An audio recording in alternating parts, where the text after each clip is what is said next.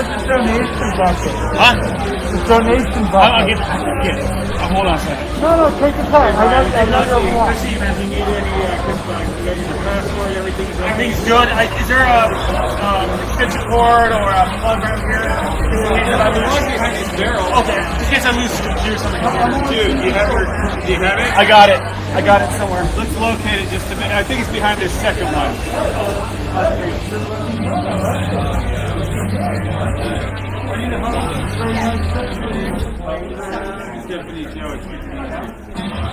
Okay, it's behind that one. Let's see here. So we got this here. Yeah. Right in there. Yeah. Perfect. Okay. I did. Plug that one.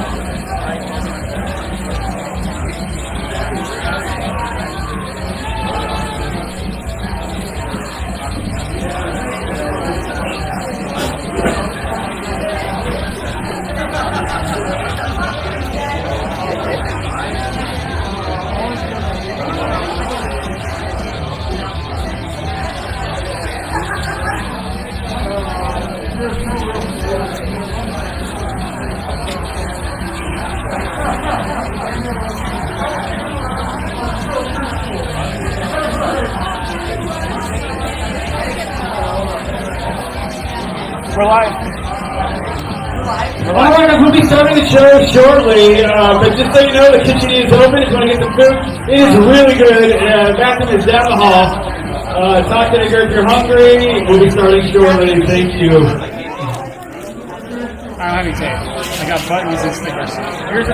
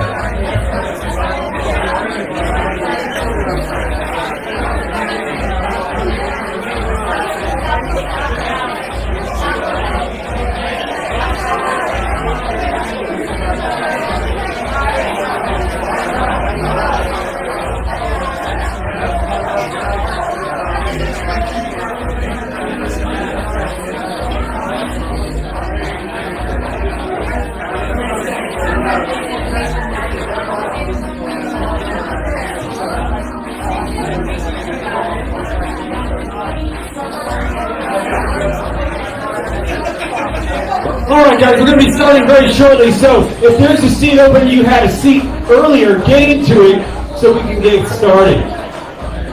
Thank you, we'll be starting shortly.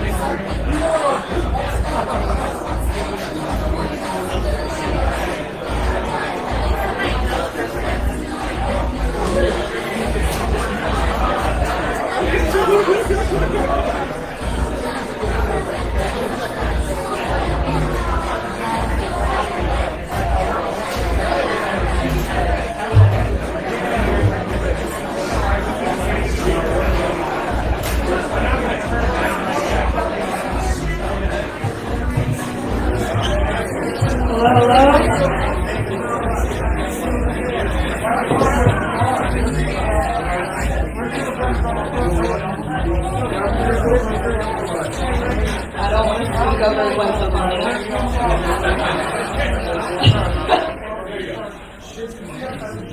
Okay, guys, thank you so much for being here. Give yourself a round of applause, guys. Thank you so much for being here.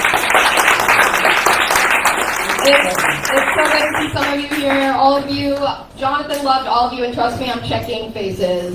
He loved all of you so much. it's going to be a different birthday show than normal. This is a celebration of life for Jonathan David, who was so dear to all of us. And so, there's going to be a lot of laughter, a lot of crying, everything in between. And so I just want to point out a few things. We have a QR code for his GoFundMe that we'll be passing around. And then some of you may have gotten this program here that is kind of, a loose agenda of what's going on for tonight. So, a big thing about being here tonight, Jonathan was so fucking excited for this show. And guys, we gotta be excited for it. I know we would have cried, we would have been sad, we would have screamed, we would have, whatever the fuck's going on out there. But guys, let's try to have fun for Jonathan. And with that, I'm going to bring up your first comic, who knows Jonathan very well, Bob McClure!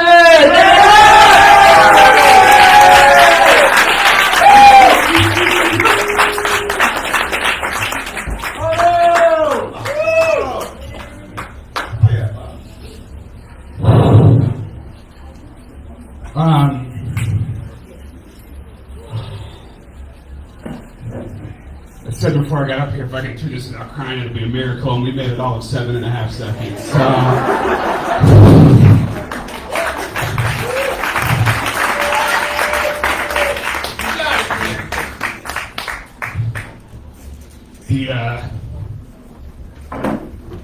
The years that I spent here in Los Angeles with you guys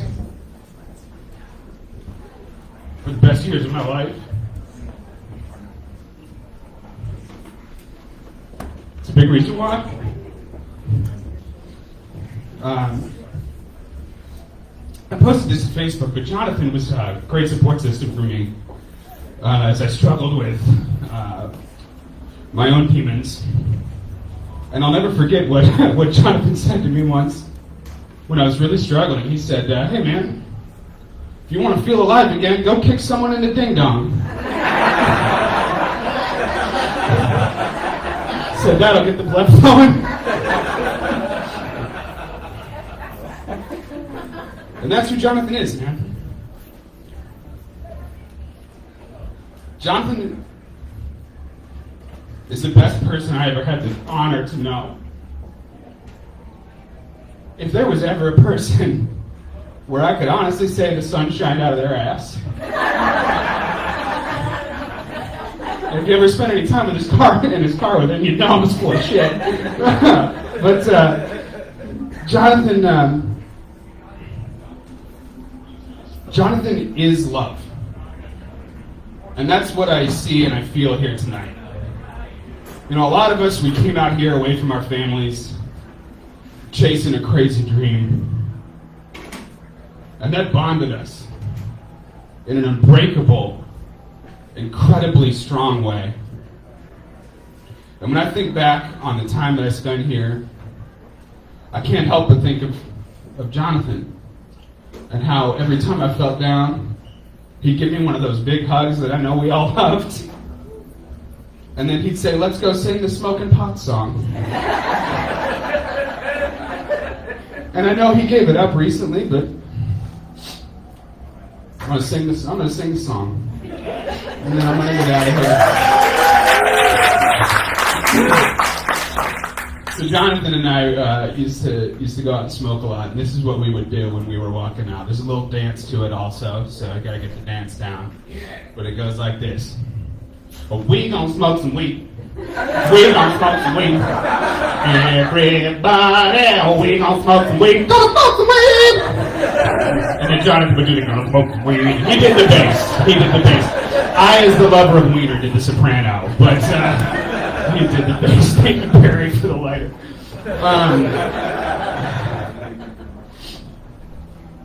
I don't know everybody in this room, but I know one thing. If Jonathan loved you, I love you. So thank you for being here, for helping to welcome Jonathan onto the next stage. God bless you, and go in love.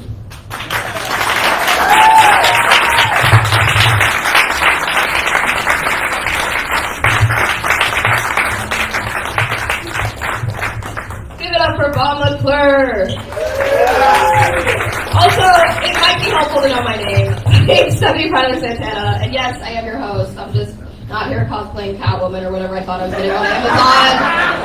I got this before all of this, and I unboxed it, and I was like, no. But I'm gonna, I'm toughing it out. It's fine. I did want to point attention. You can't see it, but we have a couple of Jonathan's favorite things. I don't know if you guys know, but Jonathan put hot sauce on everything. Like, everything. So I'm going to lose sound for a second, but you guys need to see what we brought here, and it will remind you a lot of him.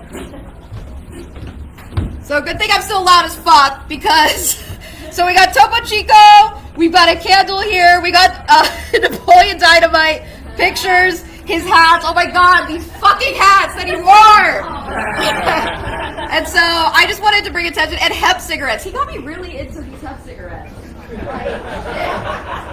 And it'd be great, because people would be like, are you smoking tobacco? Are you smoking cigarettes? No. Hemp cigarettes. Cooler than you. It's fine.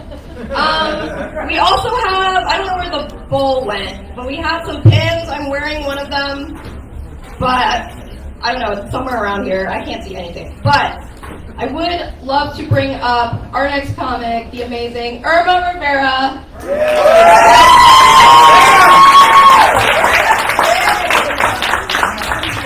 If you didn't get a pin, this is why. I really wanted her to introduce me. I said, Irma the intern, because I don't get paid for it. I'm the unpaid intern, right? Well, oh my, I was going to ask, how y'all doing tonight? Wrong crowd. Wrong crowd. Man, Monday, I just keep replaying Monday over and over again, and I was going to go home and masturbate, just watch movies and whatever, and then I just get a call, like a frantic call, hey, I know I'm like 20 minutes out, but you're going to pick me up, and we're going to go to UBG. And I was like, well, I guess I got to go then. So I pick him up, we drive over to UBG, we have a great time, and he's just sitting in the car telling me, Jonathan is the type of person that will tell you about his big softballs, and you'd be like, yeah, this is the right conversation to have with him. And it was awesome. The entire ride home, he was like, yeah, the Canadians are not really that nice. And he's like, I was like, I thought they were. He's like, no, tell everyone. And I was like, I'll make sure to let everyone know on the show. So if you're Canadian and not nice, we know you're out there. We know you're out there. And when I first met Jonathan, one of his first jokes was about heroin. And on that car ride, he was like, you know what? Everyone dismisses it until you try it. So, we're around friends and family. Jonathan would have loved if we did group heroin. So if you look under your chairs, you will find. Okay. Well, the last thing I want to say is, I didn't know Jonathan for that long. I met him in August, but man, he had a huge impact in my life, and one of the last things he said, don't do improv. Don't do improv. He's like, go into, be a comic, don't do improv. And he called me his little sister that night, and in Spanish and everything, and I was like, yo, you know Spanish? He's like, yeah, I'm about to order burritos and everything, and we're going to shots of hot sauce, and my throat burned so much that night, but I was like, you know what, for you, buddy, anything. And so, his hugs, man. After the show, we all got to cuddle up and hug up, because that's what Jonathan would have wanted. And thank y'all for being here tonight. Jonathan, love y'all very much. I love y'all very much. Have a great night.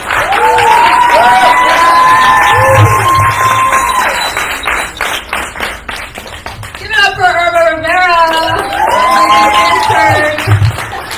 You can also find needles outside. Jonathan did hate Canadians, so if you're in the room tonight, sorry, not your day. Our next comic coming up, the wonderful Faye Sean. Give it up for Faye Sean.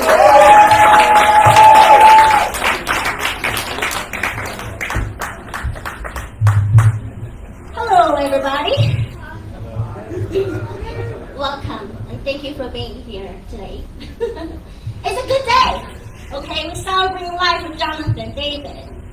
So I met Jonathan July 22nd, 10:35. It was a Thursday. Yes. This is the first time I met him. It was open mic.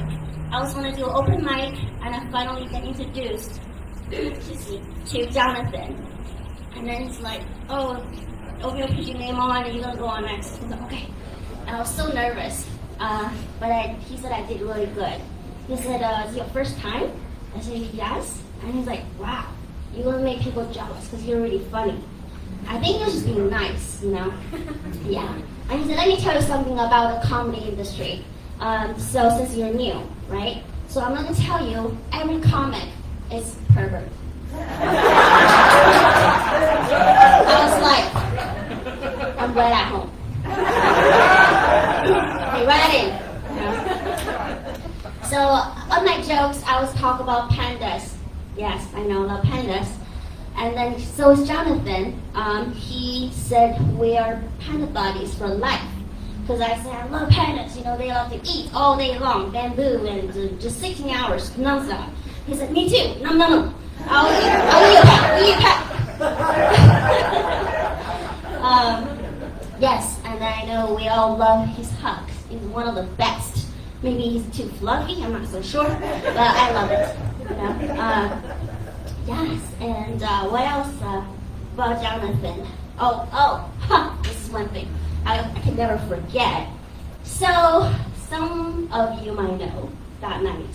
It was an epic night, because I don't remember a whole lot of it. So I was really drunk. And I was on stage, and I had a chicken strip on my hand. And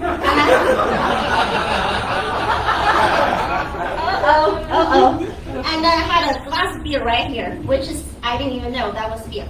And then I was eating the chicken strip, and then I put the chicken strip in the beer. And then I drink the beer. And I say, man, this is fucking good.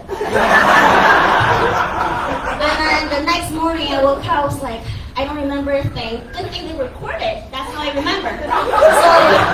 So I was like, Jonathan, I'm so embarrassed. I don't think I can ever go back to Corbin Bowl because that was so embarrassing. People will remember this girl who's so crazy drinking beer with a chicken strip in the beer and say it's fucking good. And I kept kind of, talk to him about it. He said, hey, stop it, okay? I seem worse than what you did. If you keep saying that, next Thursday, I'm gonna put a chicken strip in my beer and drink that too in front of people, just so you feel normal, you know? I think that's why he's kind. He won't try new things like I did, you know? Yes, so, that's July 22nd. So today is December 4th. So you know my math is very good. It's been about 85 days, not so long. Yeah, yes, it is. If you calculate it. Hey, let's be happy. Let's have a good time. Have fun. Just like Jonathan wanted us to be. Okay? Okay. Thank you.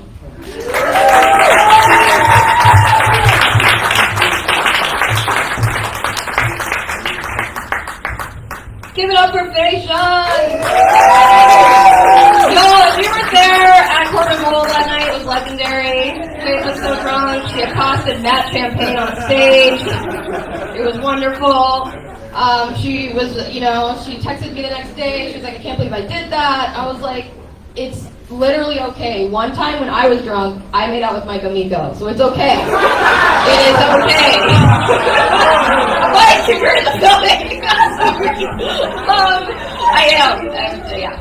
Our next comic, King of the Jews, Adam Ferber. Give it up.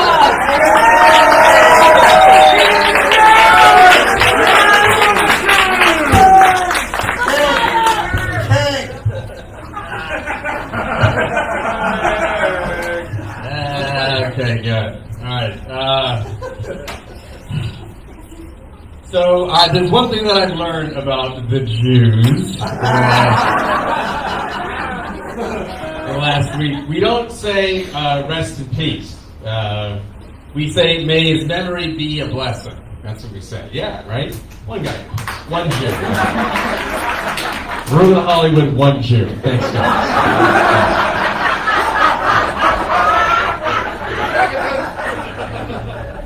And I think about that phrase because I think I prefer it now that I've learned it, because we think about the memories. That's what brings us a lot of joy. Rest in peace is maybe that person's gone. Memories, we have them with us forever. And the memory that I'll have of Jonathan is that phrase, King of the Jews. Talmo came up with it as a joke like 2 years ago, and it stuck so hard that I called it my album. So it's good. But when I think of Jonathan, I think of how much of a cheerleader he was for not only myself, but for everybody in this room. When I'd come to the stage, wherever I was, he would say, King of the Jews, King of the Jews. Like he was legit a cheerleader. And, you know, it was silly as hell, but it also just made me feel good. And that's Jonathan to me, you know. And there's one joke relating to that he started telling me a couple months ago after my son was born. He said, Adam, now you really are king of the Jews because you and your son share a birthday. So now you only have to pay for one party.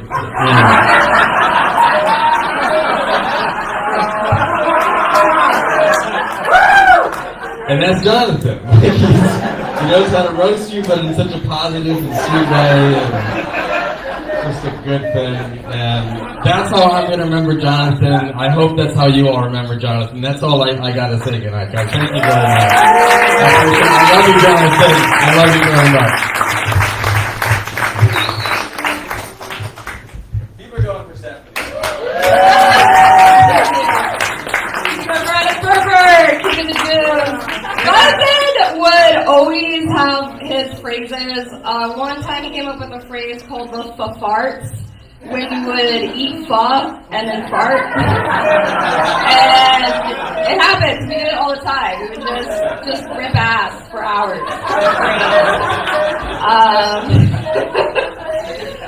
Well, our next comic coming up, give it up for Jonathan's best friend, the Valley Jesus himself, Ryan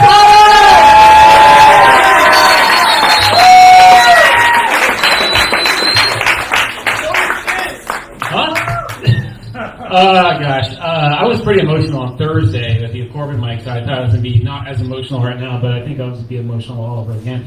I still can't cope with it.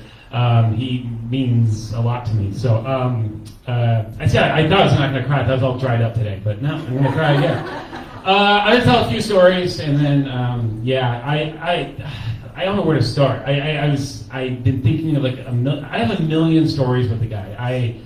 We do everything together. He saved me when I was sick. I had cancer a few years ago. He's the one that always called me and said, "Hey, how you doing?" A lot of people did, but he was the one that was just, "You need any food?" He called me like 11:30 at night. He's like, "You need food?" And I'm like, "Yeah, burrito sounds good." And then he's there with a burrito. Like he was just there for me.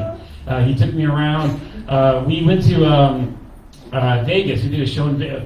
I brought this up on Thursday. We went to Vegas to do shows, comics live. We did mics, okay? We don't do shows in Vegas. We do mics. We weren't booked. But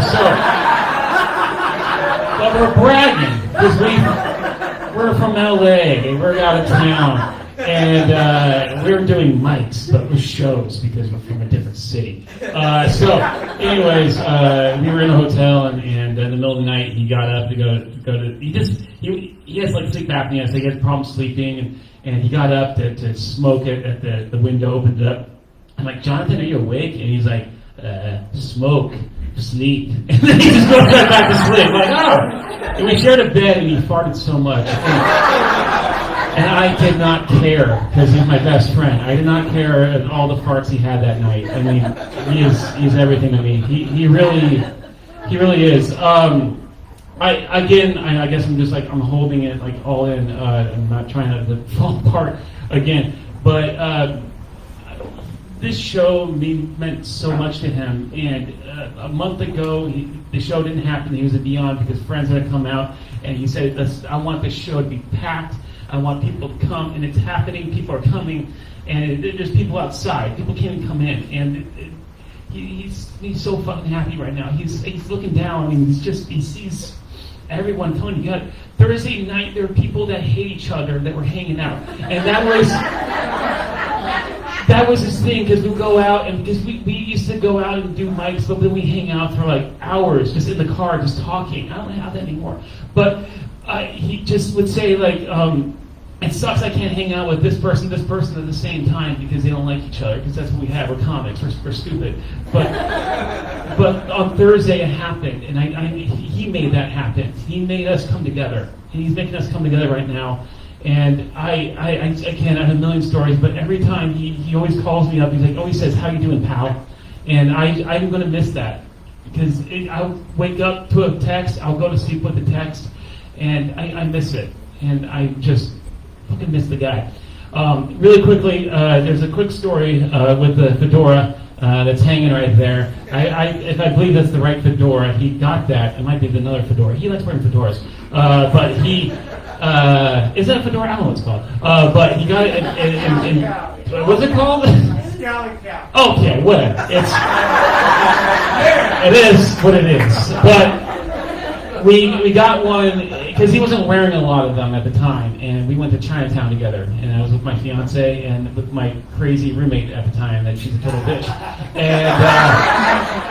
and he found that fedora in Chinatown, and he put it on, and I like it, and then that became like his look, and then I just, fuck, dude, I'm gonna just cry and drink a bunch of beer tonight.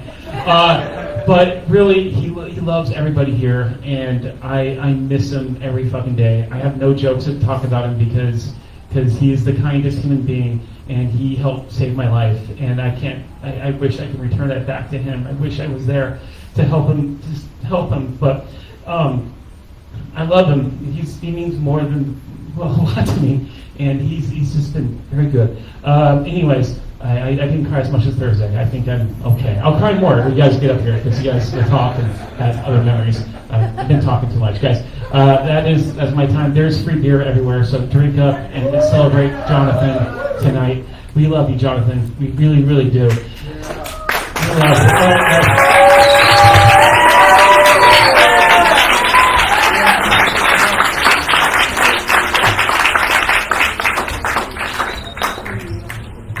Fingers like severed, so we can't even shake hands. We're just like laughing phalanges. Jesus. There is a presence in the air tonight, and no, even though it probably is the new variant.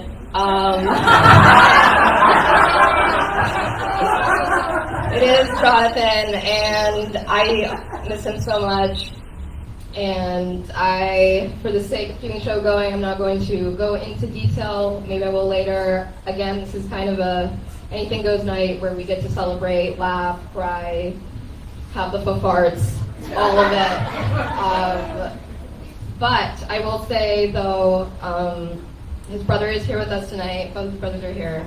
And Arno is going to come up here and say a few words.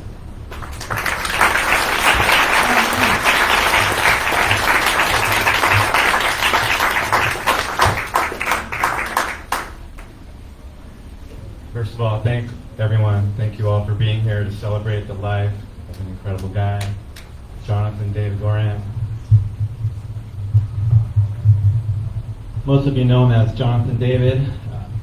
His middle name, David, is because he was named after his great-grandfather, who came to this country after finding out that our whole family had been murdered. And so he had the spirit, if you think of David from the Bible, David and Goliath. Jonathan had that spirit of King David, and that's why he was given that middle name. And I think that he really embodied that in his life. One of my favorite memories of Jonathan, and I'm going to say a little bit of a prayer in a second if you guys don't mind, but I really want to tell this story because it's funny to me. We were outside, and our brother, who was 5 years older than Jonathan, was picking on him. And Jonathan was only 3, and our other brother was 8, and Jonathan made a fist, like a kung fu fist, and he reared back. Have you ever seen that video game, Mike Tyson's Punch Out? And little man could have the star punch. He like reared back. He reared back, and he popped Dylan right in the eye. This big. Punching Soda Popinski right in the eye, and Dylan went, ah! And he ran in the house, and Mom, Jonathan punched me in the eye. Served you right for making fun of Jonathan.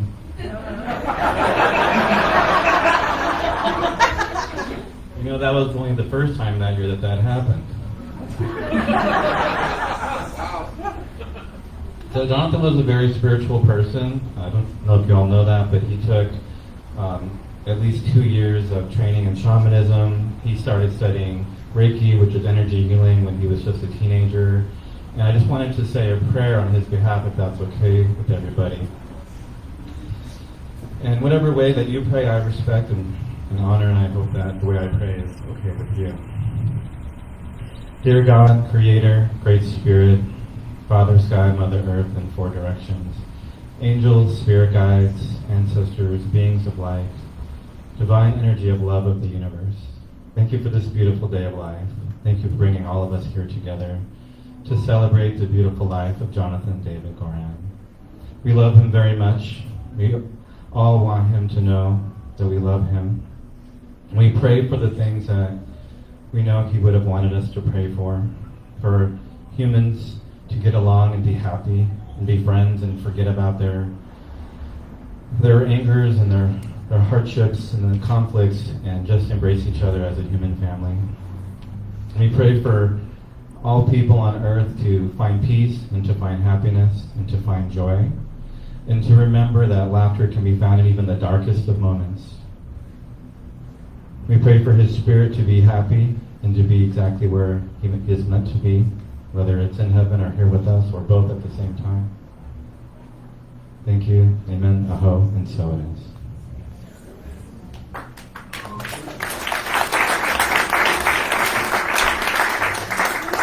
Thank you. So Jonathan used comedy as a way to heal from a lot of pain that he felt inside. And it was incredible to watch him do that. And he would often mention his teacher Shar, who he took shamanism with, and she would say that if you can't laugh at it, then you're not over it yet, or you're still attached to it. And you got to get to that place where you can laugh at whatever happened to you, because we don't want to hold on to those things. Jonathan would like to tell people when they met me for the first time, and it seemed like he knew everybody. We were at Follow Your Heart the other day, the grocery store near his place, and he knew the cashier, of course. And he said, "This is my brother Arno, my blood brother."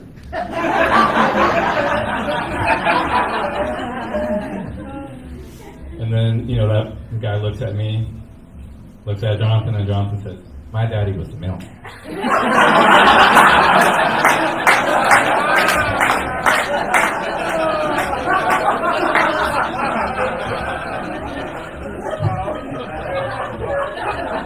And I would try to say, "No, my daddy was the mailman," but it was too late. He would come to my seminars, and I would have him come up on stage and make everybody laugh, and he would always tell them that, and it was always hilarious.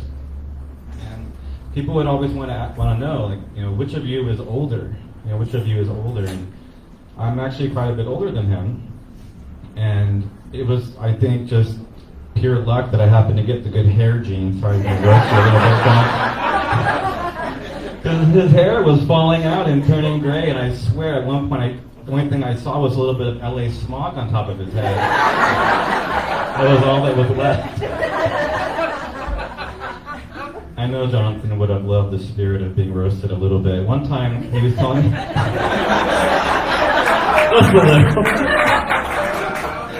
I mean, he was a little bit chubby, and one time he was on stage, and it was the first year he was doing comedy, and some guy from the audience said, "You're fat!" And Jonathan said, "Yeah, I'm fat. That's because your mom likes to make sandwiches after sex."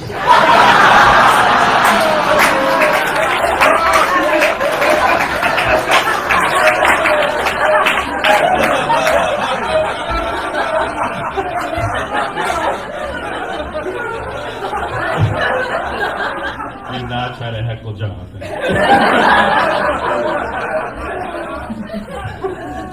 I was so amazed that he had just started. I did not know that Jonathan wanted to be a comedian. He was one of the smartest, if not the smartest person I ever knew. He got his degree in Western analytic philosophy. He did more than 7 years of college. He was getting a 3.95 in his graduate degree, and he was bored, so that didn't continue. He was extremely intelligent, and when he said, I want to do stand-up comedy, I didn't know that that was a passion he had, and it was amazing to watch him just take to it, go take classes, and just start doing it. It actually first began when he was in my public speaking course.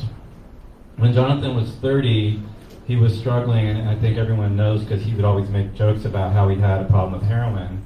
And he was done with it finally, and he also wanted people to know, and he would share this on stage, that he took ayahuasca, and after that he didn't have cravings anymore. And that was a big part of why he was able to drop that. But he was a total wreck, and so I went to Seattle on a plane, got in a van with him, and we drove down, and I had him come stay with me and took care of him. And for the first year and a half,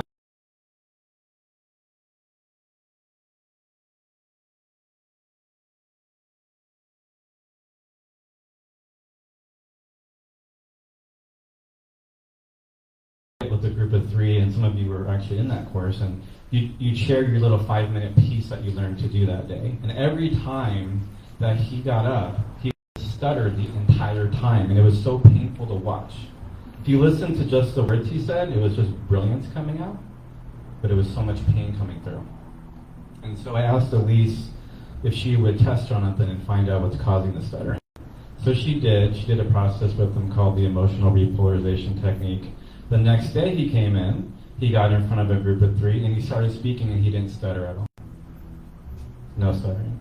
And Karen Fabro started crying and just saying how happy she was that he was out of pain. And then right after that, he said, I want to be a stand-up comic. In his first year of doing comedy, he was very angry, which goes back to my point about him using comedy as a way to heal. He would walk back and forth on the stage very upset and angrily do all of his jokes. But I was happy that he was doing that because I could see he was working through it. He was working through it. And he worked on himself constantly. And one of his great counselors was here tonight, Merritt, and she gave Jonathan a lot of sessions. Jonathan's upbringing was extremely difficult. When he went to his first counselor, they told him, we don't have anyone here that can help you. So they sent him to a specialist. And when he talked about his life, they cried the entire time. And he went to other therapists, and they couldn't handle him. And after his first session with Merritt, he said, this is the first time anyone didn't freak out when I told them about my life. She just said, oh, that's interesting. And he felt safe, and he started processing. And after a year of doing comedy as a rant comic, I went to see him after a comedy class, and he was completely calm. There was no anger at all. There was no rage. He was just funny.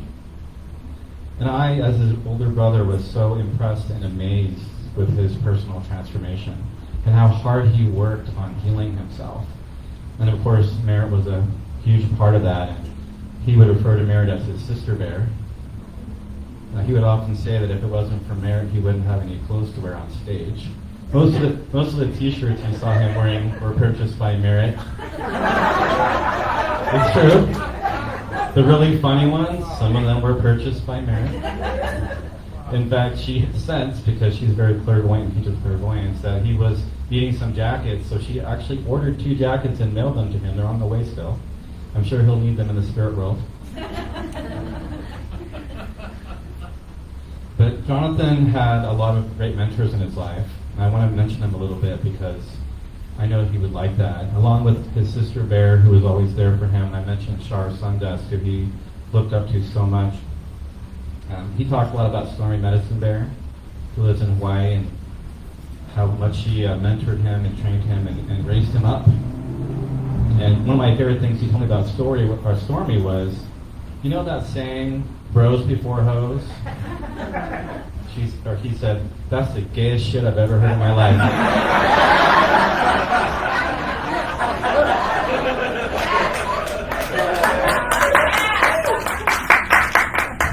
When you think about it, that is totally true. Absolutely. And I want to mention Master Brad Shipp. When Jonathan was 10 years old, I took him to play football.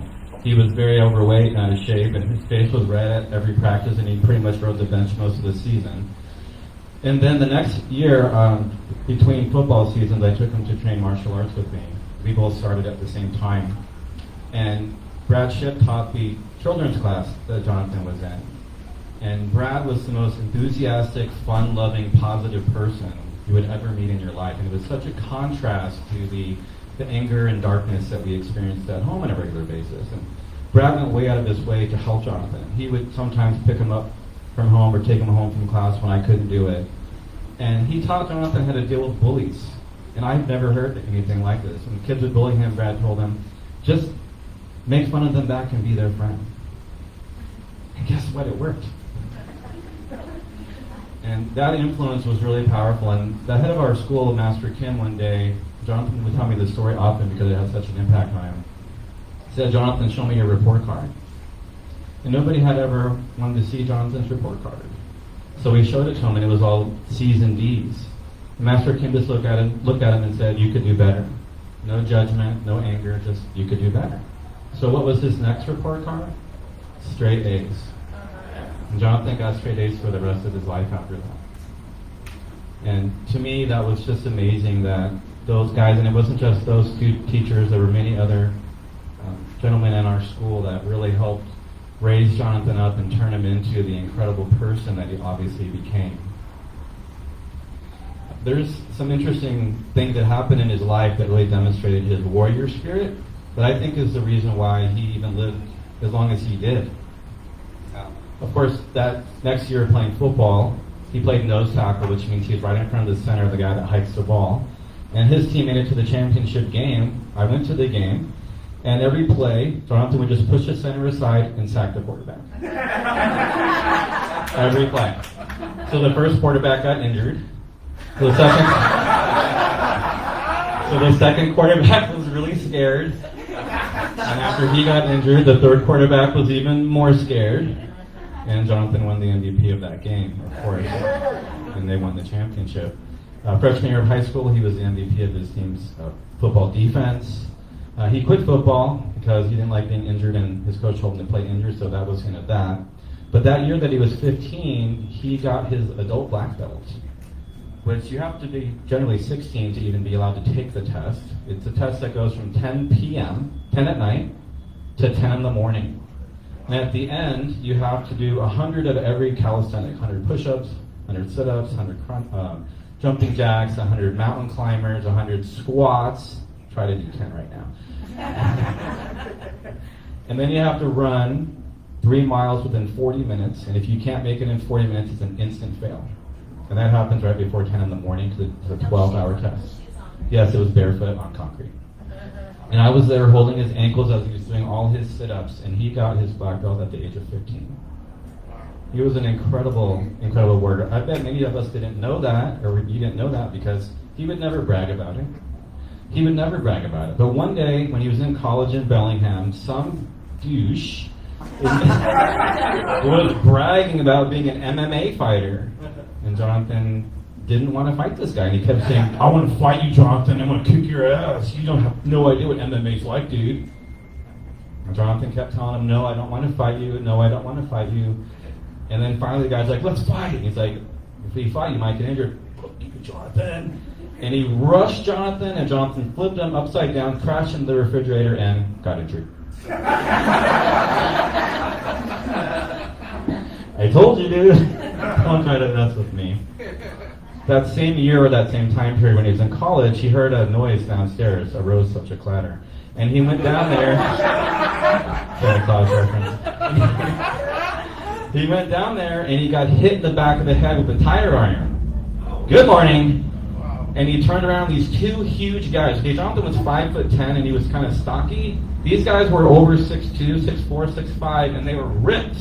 And they had weapons. And Jonathan kicked the living shit out of them. And they ran away screaming. And then the next day, he went around and knocked on all the neighbors' doors and tried to find out who they were and where they were from. And they heard about this because they were criminals who had been robbing people in town, and they ran away from Bellingham forever.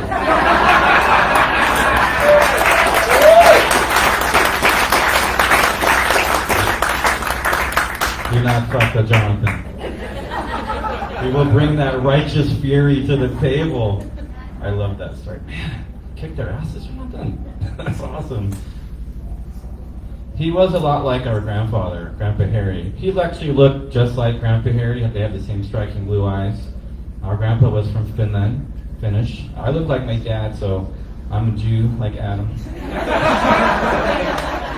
Okay, Jonathan is Jewish too. I'm just kidding. And Grandpa Harry used to tell me this story about when he was a tank commander in the war. I don't know if you remember that movie Fury by Brad Pitt, or with Brad Pitt, excuse me. Well, that was literally my grandpa, a tank commander in World War II, landing on the beaches of Normandy on D-Day, commanding a tank. And he would tell me the story that when it's your time to go, it's your time to go.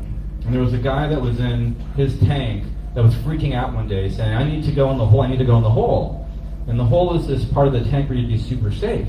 And my grandpa said, it's not going to make any difference if you go in the hole or not. My grandpa was also a drill sergeant. If it's your time, it's your time. And the guy said, I'm freaking out, I can't get my head straight, give me 24 hours in the hole to get my head straight. Okay. So he goes in the hole, and that day, a bomb hits their tank, but it only damages one part of the tank. You can guess where it was. The hole. And only that soldier died. Nobody else. My grandpa would tell me that to help me understand that when it's your time, it's your time. But I think that people live on in spirit. And after my grandfather died, I went to a show with my friends James, and James was actually a big part of Jonathan's mentoring upbringing. He was one of the instructors at our martial arts school. He doesn't like being called master, but Master James Carr was definitely, and has still definitely been a master of being a good person. I'm sure he influenced Jonathan in that way too. He and his sister and I and a bunch of friends were in Ballard at this place called the Firehouse, and we were dancing, and there was a show, and I noticed up in the third row of the line of people there was an empty space, so I went up there. And I was dancing, and then there was this like weird smell. And I was like, what is this smell? And when I realized what it was my grandfather's original body odor. I did not put it in the bottle. And the moment I realized that it was my grandfather's smell, I knew he was with me. It disappeared. It was just gone. And other family members have the same experience of my grandpa appearing to them in different ways to show us that he was still with us. And Jonathan has been doing that too. One of my friends is a shaman, and he was drumming for Jonathan. And he got really sad, and he was just downtrodden and hanging his head. And then he saw Jonathan's spirit standing there, looking at him like, what are you doing? And then Jonathan's spirit said to him, pussy.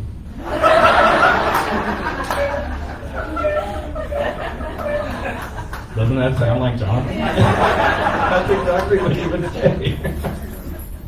So I know that his spirit is here with us, and if you want to be with him, I'm sure if you just pray for him to be with you, you're going to feel his energy, because he is with us in spirit. I was so proud of Jonathan for overcoming everything that he overcame to become the man that he became. And every time I came up here to Hollywood to watch him do shows, different friends of his would talk to me about what an amazing friend he was, or is. What an amazing person he is. What an influence he was on them. And I know you've already heard some people sharing about him tonight. I do want to give everyone else a chance to talk at some point. I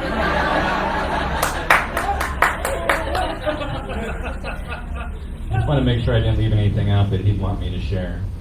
I guess only that he really loves everyone and genuinely loves everyone, including the people that maybe, did harm to him. And, it's always with compassion, love, and understanding. No one's perfect. People make mistakes. People go through their pain. I think that if he were here, he would express that. He loves everyone in his family and all of you.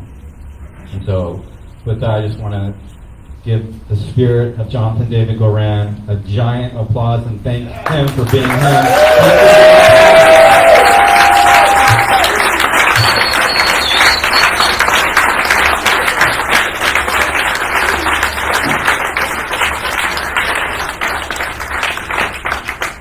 Next Sunday, on December 12th in Long Beach, there's going to be a traditional Cambodian ceremony for his spirit.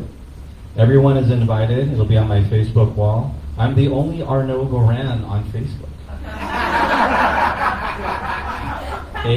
ARNOUX, Arnaud.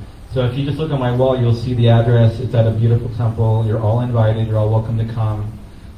Thank you again. And I want to get the mic back to Stephanie. Thank you, Stephanie. You're amazing. And let's thank Ryan as well for producing the show. You guys are awesome.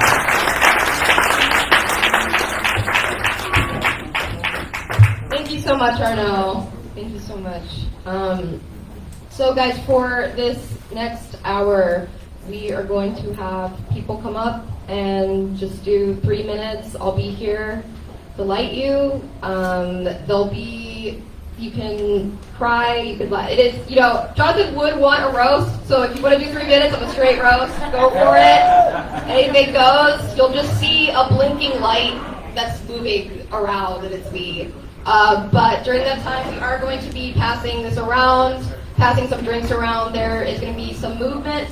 So since 3 minutes is not that long, if you want to speak about Jonathan, say a few words. If you wouldn't mind keeping this space free, we're going to have a few people come up here. So after I get up stage, if you want to be one of the first people to come up, and not everyone at once, so just like 4 to 5 people at a time, and then that'll also give a chance for movement around the room. And then I know there's some people who have been outside this whole time, so if you guys need to make a phone call, need to take a smoke break, and want to give somebody else a chance to kind of come in and see what's going on, that'd be nice too. So, yeah, so whoever wants to come up here and just say the first few quick words, that would be amazing. And then just like a group of 4 to 5 people, and then we'll continue. So, I see a lot of movement. Yeah. Okay. We gotta hurry.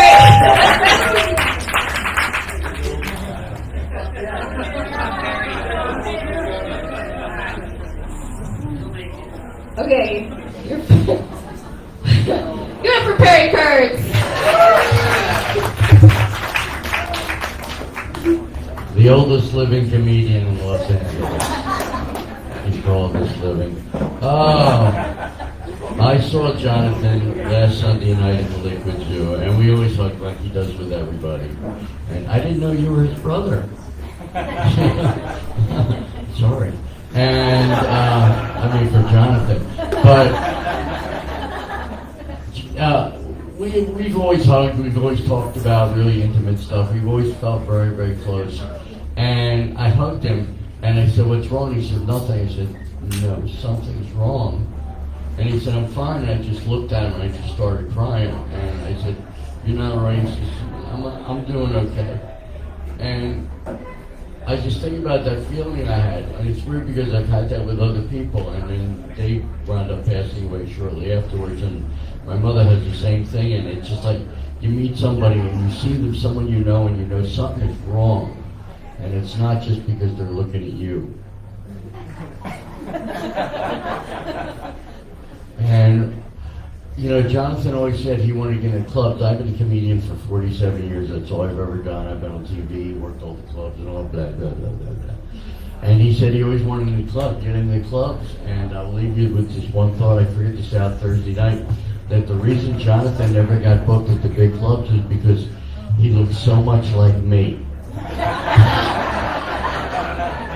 Jonathan, we love you, we miss you, and I'm sure I'll see you tonight when I go to sleep. Thank you all for coming down to celebrate tonight.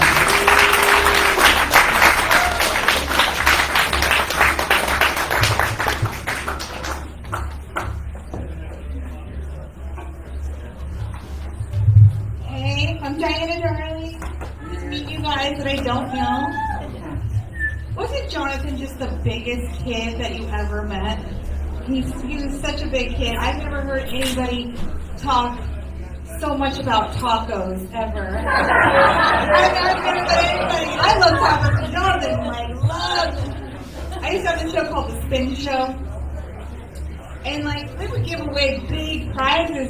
Sometimes a lot of money, $250 or this or that, and it really just kind of just depended on, your set or how I felt or whatever. But Jonathan was like, hey, think I could win some tacos? Like, you didn't even care about these big prizes, you just wanted tacos. Like I was just carrying in like buckets of tacos to like give away. But I was really impressed with Jonathan because I never really listened to Kevin Hart. I was like, he's so loud and ranty. And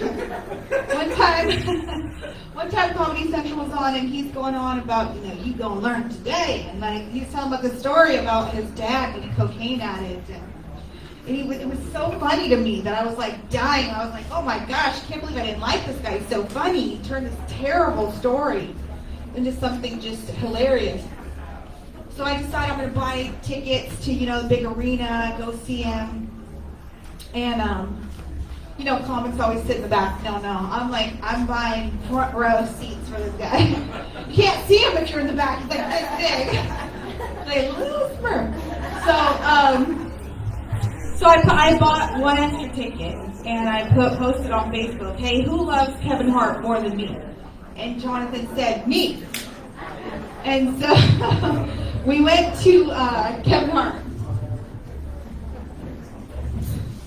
And it was so big. It was like, it really overwhelmed me because I thought, wow, it was like, what the possibilities, And I just immediately, before we even got to the parking lot, I'm just start bawling.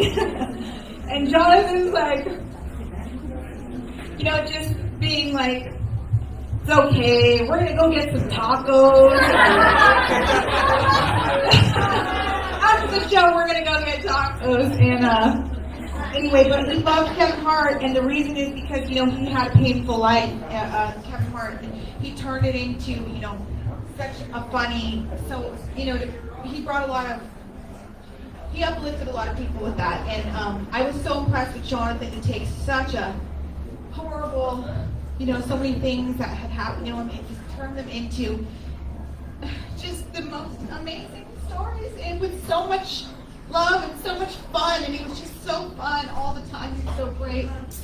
And he will be dearly missed, as you guys know, so make sure you guys go get a taco in honor of Jonathan David.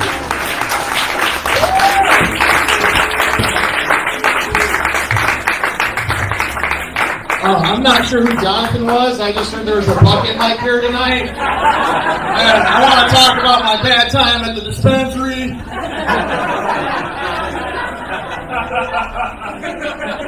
So I was at the dispensary. That's me trying not to fucking cry. Anyways, breaking every rule. Speech instructor, breaking every fucking rule. Thumb in the mouth, hacking. Fidgeting shit.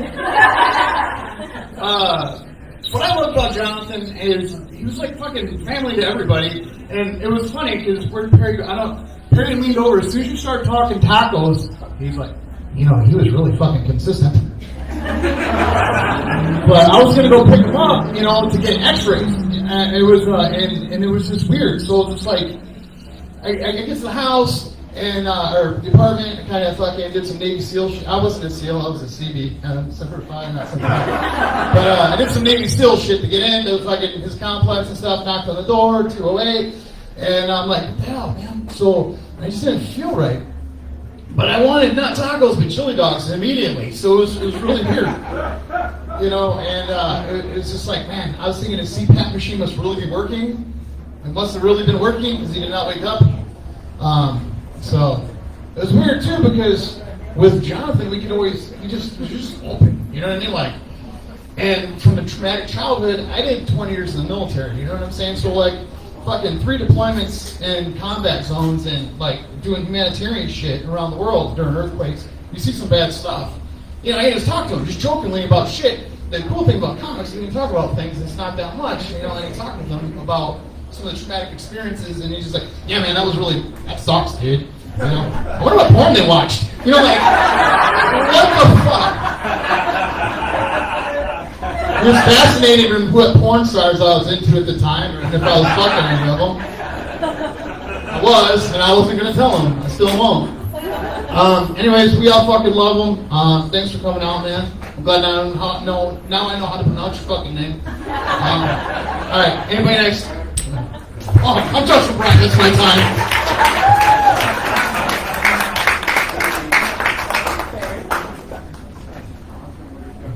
Hi everybody, I'm Richie the Seed. I am Jonathan too. Well, I mean, start with the basics. Well, actually, I was at the Green Jello show next door. They were out of here. Let's see if I know anybody here.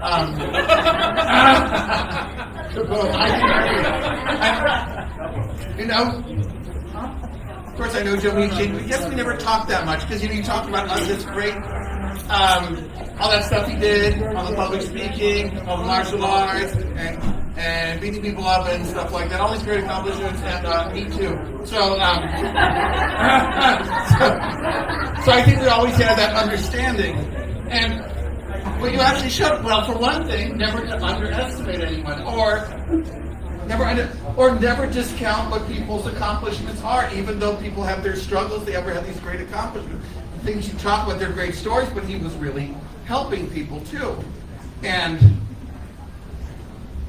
don't forget the power that you have, you know, your aspirations, the wishes, what you wish, what could affect that happen. Because I thought about Jonathan, and I saw he had a birthday show, and I thought, that's great.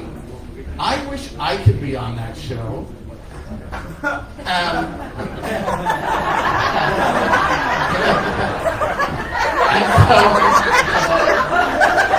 And now I am.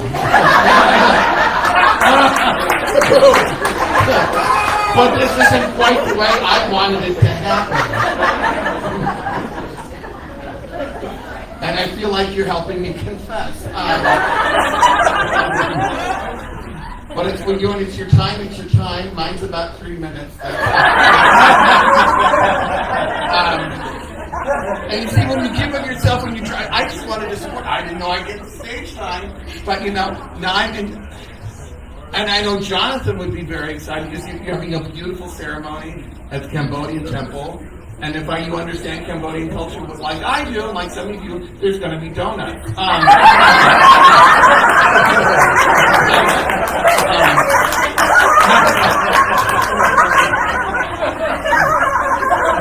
And I can offend lots of other people, but I don't feel like, you know, I'll wait till I'll wait till I die so that Arnold can reveal my talent. I'm sorry. Anyway, thank you very much. I'm Richard. God bless you, John.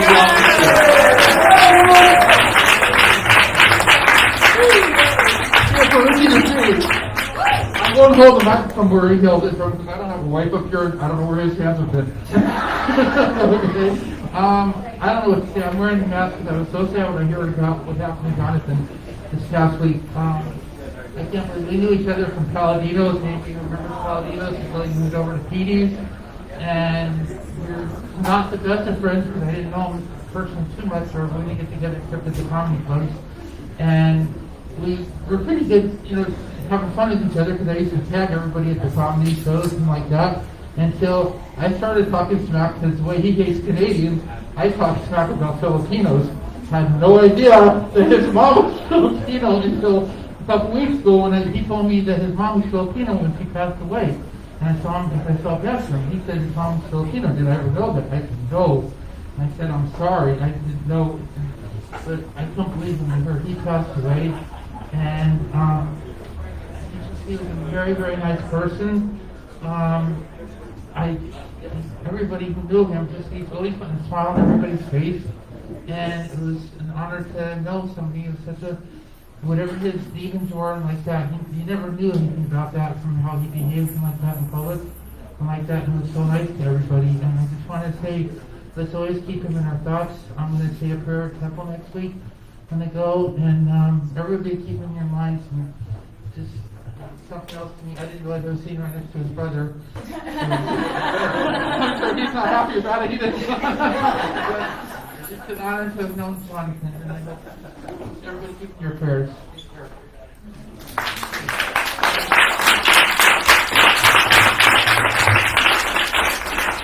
you so much, Marshall. You guys think your day is bad? I'm lighting people at 3 minutes, even if they're crying.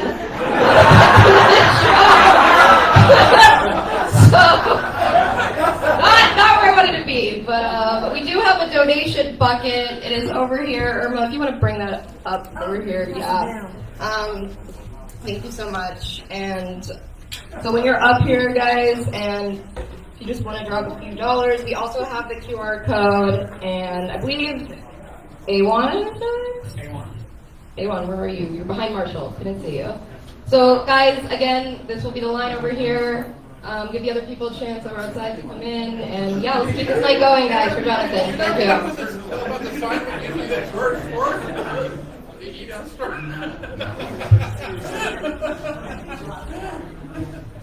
For those of you that don't know, the discussion that was going on here right now was about an eat ass jar.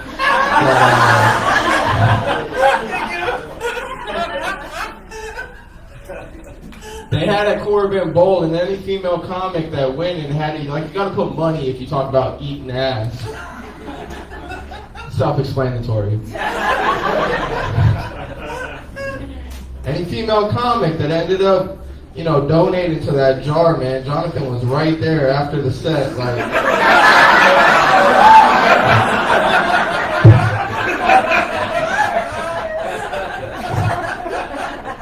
Nah, man, Jonathan was a good guy. Jonathan was such a good guy that I thought today was going to be a roast, and I'm just hearing people telling sob stories about him.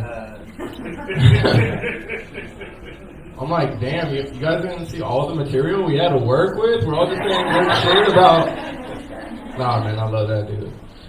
He was a really great guy, man, and it's crazy. Like, if you just look around, look how many people, like, he touched their lives and everything. Like, this line is going out the door, and then it's filtering into another club where I saw a couple fat girls dressed like kids. Like, I'm like, damn, Gene Simmons really let himself go. Nah, man, he was, like, and it's crazy, man. Like, I was saying this the other night at Corbin Bowl, where Jonathan would host, and like, this whole comedy community, man, like, if you really think about it, like, we're all just one big ass family, man. So, like, before I go any further into this, I do want to let everybody in here know, from the Willies to the Amir, to Ryan Tomo, everyone, like, I fucking love you guys, bro. Like, we've lost a lot of, like, comics this year, and it's insane. And, you know, no one understands us like we understand each other, because we all have our own lives and shit, you know. Everyone has to go to work, everyone has family shit, like, all that. And then when we just fucking find one night that we could just go out and, you know, vent about that shit in a funny way and bring light so you guys could, like, kind of relate to us and, like, say things that you might not want to and everything. And more importantly, so we could get drunk the fuck up out of our asses, so we could black out and forget about all that shit. Yeah, man. I did want to ask for a moment of silence, but I feel like the last 30 seconds I got it.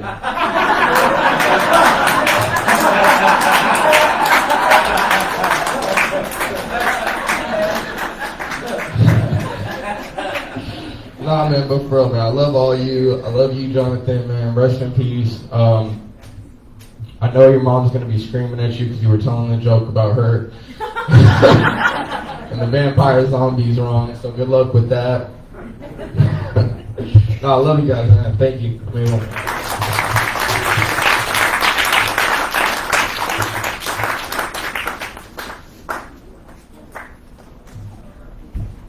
Hey everybody, hi.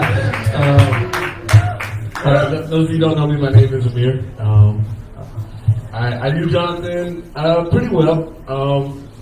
I don't know exactly when he first came on the comedy scene, but I did know that when he was, like, really present, like, him and Tamo were like, they were like the coolest fucking guys in the fucking valley. Like, those guys were like a comedy duo. Like, you just wanted to be around that energy because they were just so positive and so fun and so cool. And so they would come to my mic at Robin Hood, and they just brightened up the room every time they were there. And they gave us credibility because they were like the coolest fucking guys in the valley, and I loved having them there. Anyway, aside from all that, me and Jonathan, I'd always fuck with him, man, because he'd always talk about gay stuff, and he had like this one story about him and Bob McClure fucking or something like that. And so, Bob, I don't know if you're taking, there you are, bud. Bob. He always talked about fucking, so I asked him one day in private, I was like, hey man, I didn't know you were bisexual. That's pretty cool that you and Bob are like, you know. He's like, I'm not gay. That's a terrible John impression. Alright, so here's my tribute song I've never practiced ever. This is for John.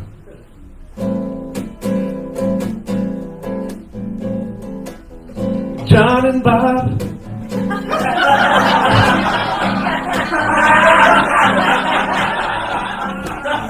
John and Bob, we're not lovers. Just want to make that clear. In case you were wondering, they were not lovers, but they pretended like they were undercovers. Yeah.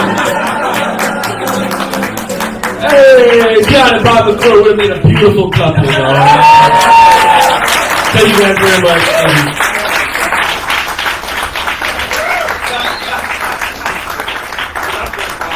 That would have looked like a lazy boy fucking a beanbag.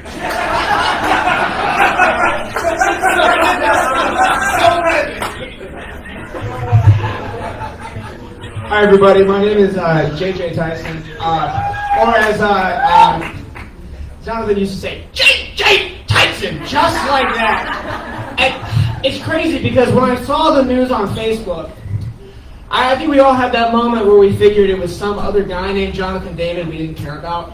I don't know about you, but like I was at work. I had a meeting. It was 11:57 when I found out. I had a really important meeting at noon. And I saw the Facebook post, and I was like, Jonathan David? Well, it can't be that one. And scrolled on. And then it kind of hit me. And so in the middle of my meeting, I went back to the post to check it. And I had to keep it together for 28 really, really difficult minutes because I realized that it was our Jonathan David. That's not uplifting. I'm sorry. God. So Jonathan David was, I moved here from North Carolina maybe 4 years ago now, and Jonathan David was one of the first comics to be genuinely nice to me, and he didn't know me, and like, you know, when he met me, obviously that's how the nature of meeting people is, you don't know them.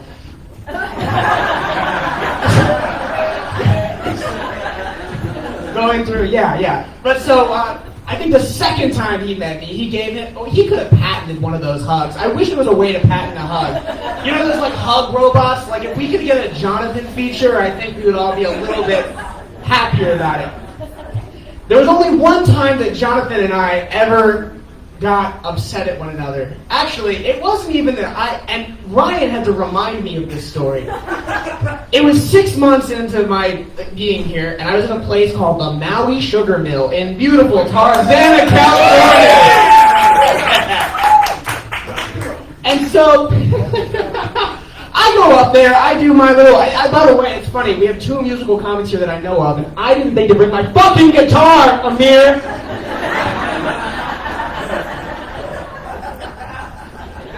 Yeah, no, that was an oversight on my part. But so, I go do my thing, and like, you know, they have a 2-drink minimum, and the thing is, the drinks at Maui are 24 ounces each. It's literally, it's $5 if you get a normal size beer, and it is $6 if you get a 24 ounce. So me making my little $17 an hour copywriter salary is like, fuck yeah, I have a big boy job, I'm getting a big boy beer. So I have 2 of the tall ones, stupidly. And I get accosted, not by Jonathan, but by a person. Do we all know who goat versus fish is? For those of you who don't know, at that time it was like goat versus fuck all. Like, I don't know what the fuck he was. But this is a man who gets on stage and literally speaks only in the words, gold, fish, verses. And then he used the word verses to replace every other word in the goddamn English language. Oh, this is a good verses, yes. And so I'm like a little bit drunk at the bar, and he points at me and starts asking me, am I goat or fish? I'm like, man, I don't know. No, which verses? Which verses? And so I end up getting like just really frustrated. Eventually, Jerome, the guy who hosts Maui Sugar Mill, lights and he gets off the stage. And who should walk up next? But Jonathan David in the Hootie the Owl costume. And we all met Hootie the Owl. Hootie the Owl was a character who essentially only made aviary-based puns. And he's, again, aviary? Bird and owl-based jokes. And he starts, and I'm just, got it. And I'm just, where were you 2 minutes ago? And I just start getting frustrated by this. And I'm like, what are you doing? You have real material. And I don't heckle people. But I was so frustrated. And he just, with that loving kindness of his, keeps giving me owl puns. I got so frustrated I walked out of the bar. And then the thing is that Jonathan and Talmo host a night together that I went to on Thursdays. And I was like, oh my God, I can never show my face again. 3 weeks later, I show up, my tail between my legs, and I apologize. He goes, ow. Well, Hootie forgives you too. And that's the kind of guy he was. So, thank you, Jonathan, and thank you all very much.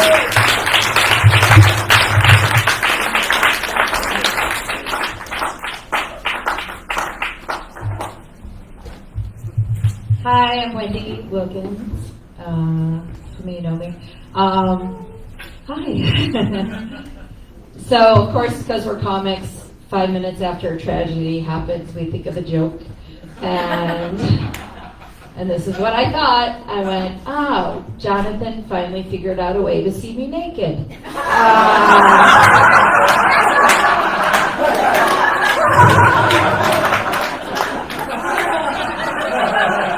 Yeah, because he had asked. And I said no. But I love Jonathan so much.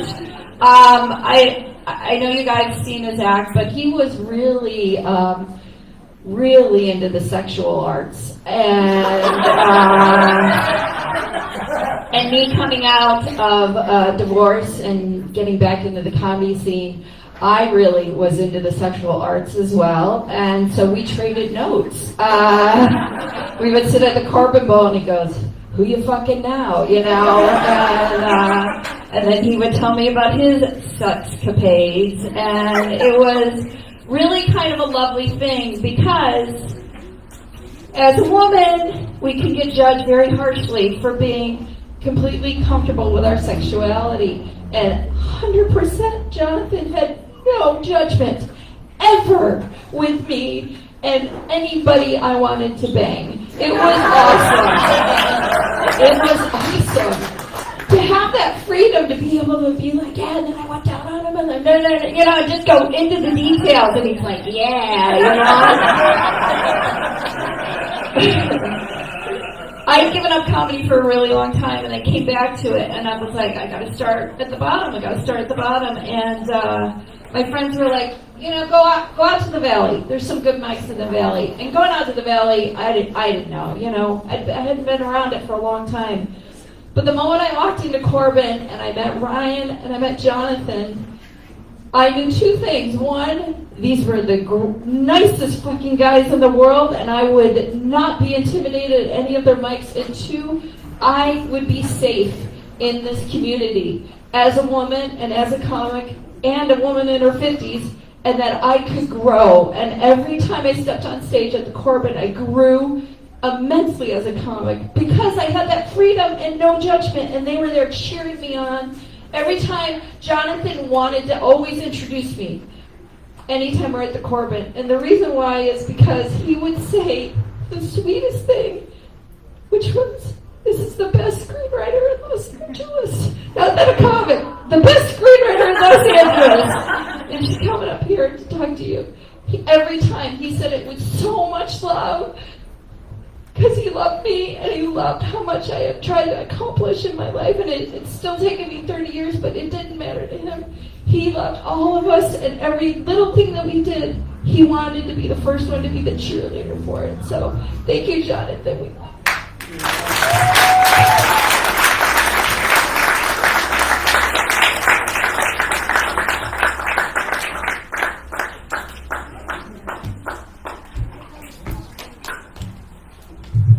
Took me a minute to get up here because I'm fat like Johnny was.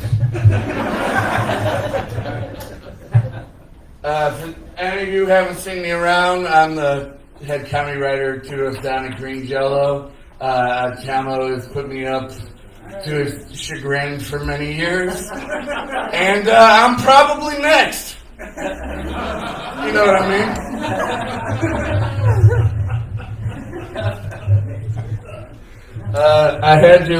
I was late to the show tonight because I had better things to do, which Johnny would tell me all the time. I actually ran into him in Vegas one time when we both had a gig out there, and I'm pretty sure Tom was out there too, but you weren't at the same buffet we were at. And I was like, why don't you boys ever invite me anywhere? And he was like, we didn't think about it. And then we ate, we had fun, and went to the dive bar, which is what everyone does on a Monday there. And I feel real bad for Talmo because you lost your driver. And I feel real bad for me because you got to spend way more time with him than I did. And that's just another thing that I'm fucking jealous of Talmo for. I won't go into the rest of it. Talmo beat cancer, and I've got a terminal disease that no one knows about, so he gets more sympathy than I do, and I hate you for it.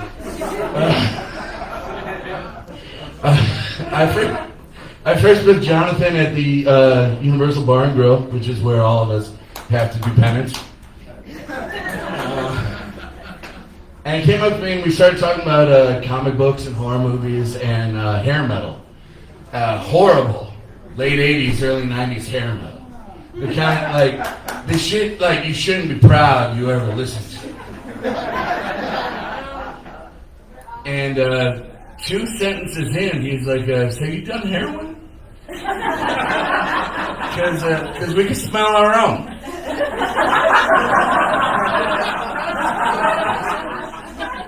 And if you've ever talked to Johnny, you know he's very happy all the time, even though he's sad. He's a smiley clown that I can't do.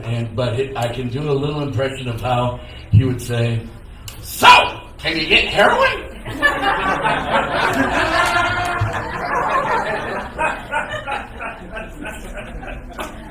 Yeah, I can. I've got a number for really good heroin that I've rolled up really tight and I put in a bullet.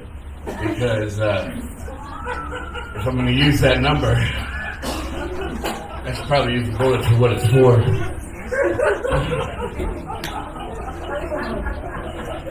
But isn't it weird that 2 heroin addicts who find themselves at Universal Bar and Grill, both on the plus side of 300 pounds. What a horrible advertisement we would be. Because normally that third picture on heroin is a really good one. It's like you were a cheerleader, you were a normal student, you got sexy thin, you had pockmarks on your face, you were dead. So those 4th and 5th pictures are bad. But the 3rd picture was good. And there's no punchline to that. I just wish we were 3rd picture heroin. And I'm going to miss my friend.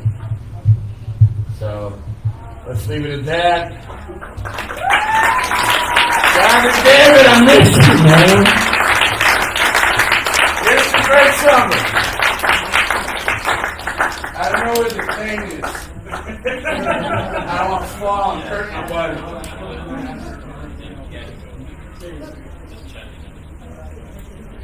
Oh, shit.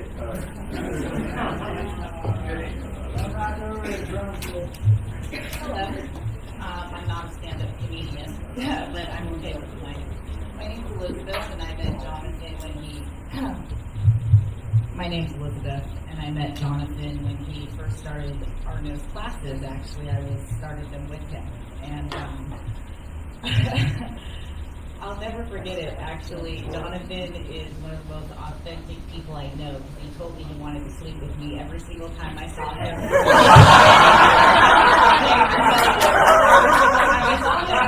Even the very last time I saw him, and which wasn't that long ago. So, but in any case, over the years, he and I developed quite a very intimate and meaningful friendship, and he would love for me to tell you the story. So I decided that this one time our friendship triggered my current baby daddy. Really triggered my current baby's daddy. And I was texting Jonathan, talking with him, and my current baby's daddy's name is Ryan, and he had my messenger codes. And suddenly a very inappropriate picture of me pops up on the feed. And Jonathan says, "Oh," and I said, "Oh." And I ran into the bedroom to knock the phone out of Ryan's hand before he sends even more pictures to Jonathan Graham. And then the next day, Jonathan cracks me up, and he says, "You know, anytime Ryan gets triggered, you go ahead and give him my number." So, I'll just leave you with that. But my last thought was about Jonathan's phone. In any case, have a wonderful evening. Thank you so much.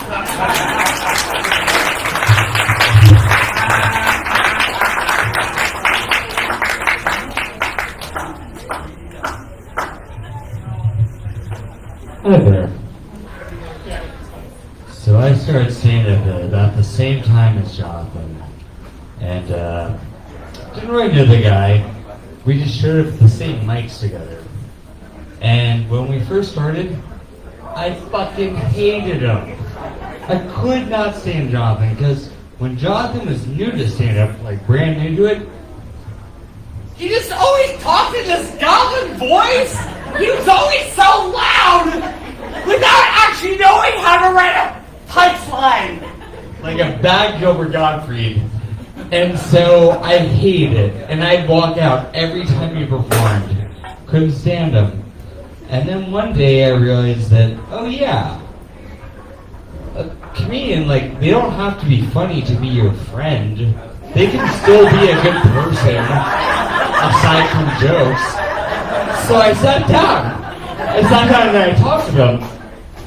And he went, "Hey Hollis, for the record, I don't like you either." And I went, "Why?" And he went, "Because you always walk out when I do our set! I see it every time!" And so I sat down and I talked to him for a while. And here's the thing is, I'm a judgmental piece of shit. I hate everything. But Jonathan was really fucking patient. And he saw the good in everyone. And I heard that. And then I watched his set evolve. And he stopped doing goblin voice and he started talking about his life. And he's had one of the most interesting lives of anyone I've ever met. And he got really fucking funny. And then I got to a point where, like, I had my own show, and I booked him on it, and he fucking slayed. And it was funny, because, like, we had another friend who I won't mention, who also started at the same time, did not book her. It was not nepotism. Jonathan got good. He was fucking funny. And as life went on, I found myself having problems with Jonathan sometimes, because sometimes it'd be like, man, there were problems in the world, and I wish that you'd take a harder stance on it. But then I think about where he came from, and what he evolved from. He came from addiction. He overcame so fucking much. And at the end of it all, it turned out that my biggest issue with him is that he believed in people too much. I still think that you should punch Nazis in the face, but he believed that everyone could be good, and I think the world would be a lot fucking better if more people were like Jonathan. Have a good night.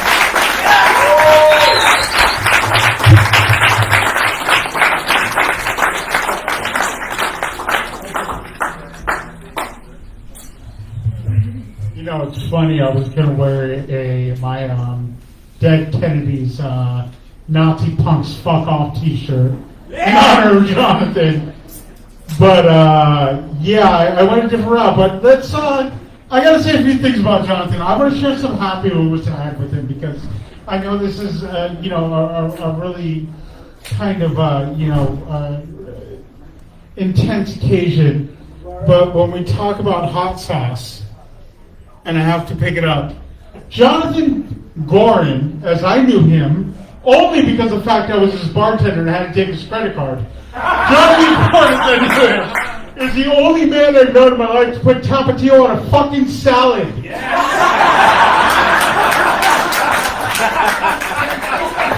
Seriously. I know, I want to thank you. And the reason I want to thank you is not only for sharing the stories that some of us didn't know. I knew him very well. We collaborated on a lot of comedies together. But you shared a piece of information I did not know about him. And here's a piece of information you don't know about me. My name is Uriah. And you told me that Jonathan was named after King David of Israel. So I essentially became the Biggie to his Tupac. Because he fucked my bitch. Oh, man. And you know what? And that's his spirit. Like, you know when you talk about comedy, when you talk about people, and you talk about this spirit still dwelling and still being a part of us, that's like, that joke would have never happened. And I knew him. I knew him for a long time. And I never knew he was named after King David of Israel. And you should have said that because he knows my name. But guys, I want to bring Ryan Tom up real quick. And there's a reason for this. The thing about me and Tomo and Jonathan is that we had this little sandbox at PD's place that we came up with. And I appreciate the one person that applauded for that. We had this little sandbox at PD's place. It was never anything that, it wasn't like Corbin Bowl, it wasn't anything really popular, but it was a place where we, as comics, not only performed and worked out our material, but we were able to spend time with each other and truly get to know each other. And that was so important. There are so many great people in this room that I wouldn't know if it wasn't for him and if it wasn't for Jonathan, because they exposed me to a whole group of great people and terrible fucking comics, by the way. Let me tell you something. You guys have the luxury of occasionally showing up to an open mic. I have to bartend every fucking Monday. And I'm ending on this. I could probably do Jonathan David's act very poorly, but I could probably do it because I've heard it, a million times.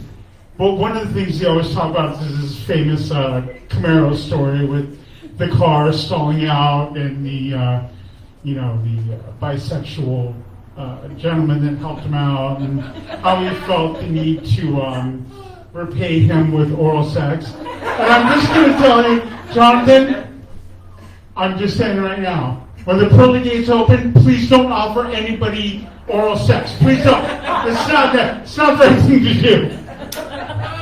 Also, thank you. Also, I wanted to say one thing. There's somebody who couldn't be with us tonight. Her name is Mia.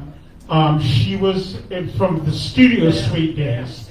I mean, she knew Jonathan when he first started, when he was just an angry comic who would heckle people.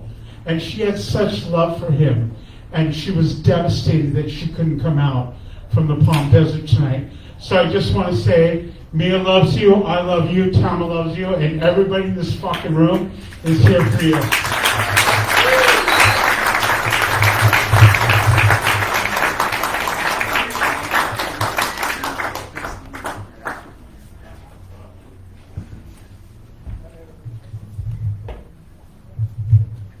First thing I'm going to do tonight, teach you guys a little lesson about Chase Bank. So they didn't stop printing $2 bills. And I, for whatever reason, was looking for furniture for my apartment that Jonathan David was actually part of. And there was a $2 bill. I'm going to put it in this jar. I'm sorry that's all I got, Jonathan. I'm sorry I didn't text back. But I love you very much. And my name is Isaiah. It's a Hebrew name. We're going to go back to his brother, talk about healing. Now, we all know that Stephanie and Jonathan hosted shows together. And Stephanie and I are close. And Jonathan and I were close. And I'm not a valley comedian. But the community that you guys have built, and the community that I've been able to see in person, just from an outside perspective, is beautiful, and I love you all. And he loved you all. And he's a beautiful man. There was a time, Stephanie was going through some stuff. We were going through some stuff, and I couldn't be there. But you know who was there? Jonathan David. Jonathan David was there. And he was a really great friend. And he's a beautiful man. And I've been gone for some time in New Mexico. It's a whole long story. And one of the things that he did, the last thing he ever did as a friend, was clean my apartment before I came home. And I don't know a lot of people who would clean my apartment. I don't know a lot of people, and it's a small apartment. It's really crazy. But who do you know who would love you like that? What a guy. What a man. And he was just there, me and Stephanie at the time, and just he was just loving. He was loving, he was there, and he was a friend. And I don't know any of you. You know, meeting some of you, I've seen some of you. Ryan Tomo, I know you. I know the King of the Jews. And, I know you. But everybody in this room, give each other a fucking hug. I swear to God, because you don't know when you're not going to say bye to your friends. Not for you. Love you all. Love Jonathan.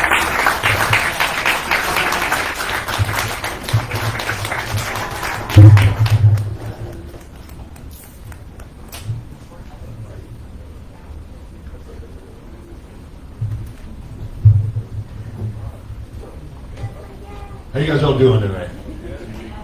You guys here for any particular occasion? How old would you have been for this birthday show today?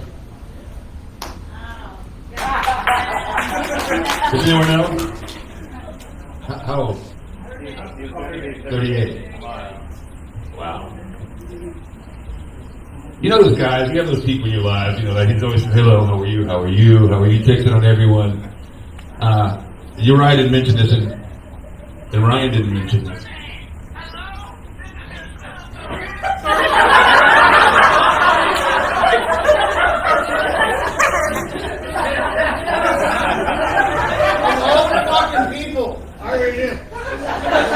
Yeah, so, you know those kind of people that you have to check in on and say, hey bro, there's a show going, why don't you turn your phone off? The person that would tell you to turn your phone off would not be Jonathan. He would just let your phone, he's having his life, let him have his life right now. He's having to get out in his shirt and stand there. He's having a life, let him have his life. But we used to all be at Petey's place, and Uriah ran the establishment for us, and like he said, he had to serve all the good and all the bad comics. And I watched him grow. I watched Jonathan David grow as a comic. He always had good stories, but like how he grew as a comic was one thing. But the one thing he didn't have when we were all at Petey's place was I was considered the mayor of Petey's place. And that used to make him so fucking angry, because he thought he should be the mayor of Petey's place. When I come in, people are like, hey, Dave, I check on everyone, they all check on me, and he does the same thing. He goes, why can't I be the mayor? Why am I not the mayor? And we started thinking about it. We started writing notes on who was always there, and who always handled things. And I have the note that we wrote on how it all worked out. And it started with President of Petey's Place. Ryan Talmo was the president of Petey's Place. I was the mayor of Petey's Place. Dave Carter right there. And then under me it said, Lieutenant Governor Jonathan David. He was Lieutenant Governor. He hated being Lieutenant Governor. He thought he should have been the mayor. Who else was on here? You had Uriah was counterintelligence. Josh O'Brien was Secretary of State. Berger was, we wrote down AG. Was he the AG of Petey's? Because he was always around. And then Theo Manhattan was town crier. We had our own community and our own little space and everything. Everyone had a place in that.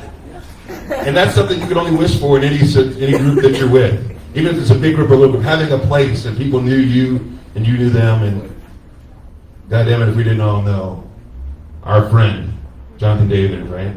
Not as well as you apparently, but we all got to know him and he got to know us. And I saw him in the last 7 days. He was driving Uber by my house in Toluca Lake, and I'm like, how you doing, buddy? He's like, not good. And he has those white blue eyes. His eyes are so freaking bright. He's like, not good. I'm like, well, what do you need? No, I don't need. I'm like, what do you need? I gave him some money, and he said, what I really need right now is a hug. And we hugged for a little bit in front of the car out front in the street. He goes, that's a good hug. That's a good hug. And I thought it was one of the best hugs I had, but I didn't know that would be the last time I talked to my friend. And it seemed really unreal the other day when the word was getting out of what happened. And I have to admit, I hate to admit this, that was a big money day for me. I had a lot of cool shit going on that day, and I could not look at any of it because I was afraid of losing it and not being able to get through this day. And I didn't get to look at any of the notes or any of the stuff until 8:05 that night when my wife sent me a text and, hey, did you hear about your friend? She didn't really know about it. She said, did you hear?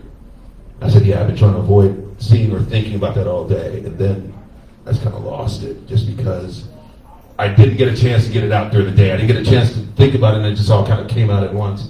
And seeing all you guys and seeing all the people from the other night at Corbin Bowl and just getting to be around each other. Tomorrow night probably at Liquid Zoo. We're going to all go through this again. And we're going to find our way through the other side. And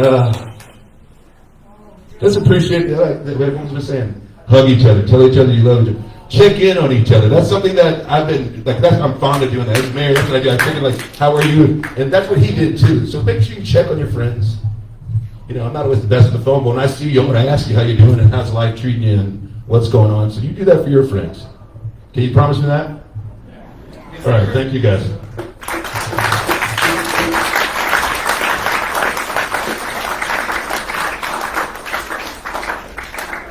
Left my beard.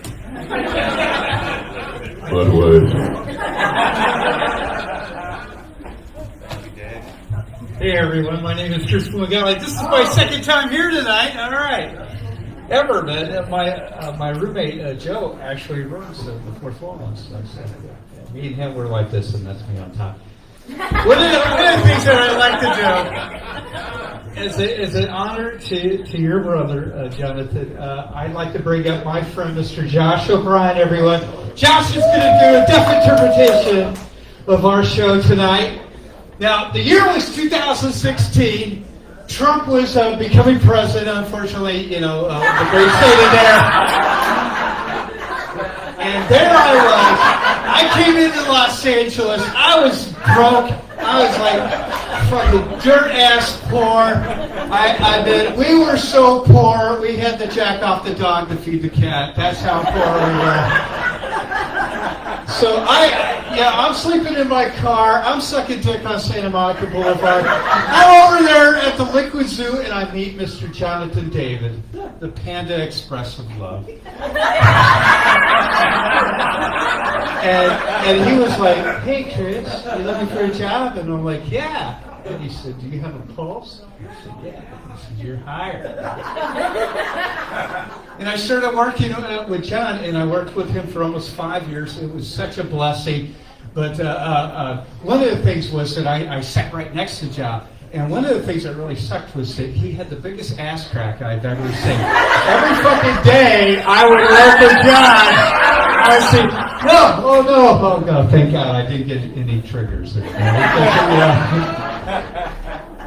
So, some of our co-workers and stuff was here. Jim was here, Art was here and stuff, and it was great to see him and stuff like that. One time, I was working on the phone, and I had a really irate customer. He was very insufferable. And what happened was that, we were talking on the phone, and he's like, what the fuck you mean that I fucking owe you $20,000? And I'm like, sir, look, you were over it. You went way over, sir. You went way, way over. And then meanwhile, John is going by, and, he's kind of got like the Shaolin thing, and he goes, I got to use the toilet. He liked doing the Bobby thing, man. It's like he would do that all day. He's like, I'm Bobby, hobby.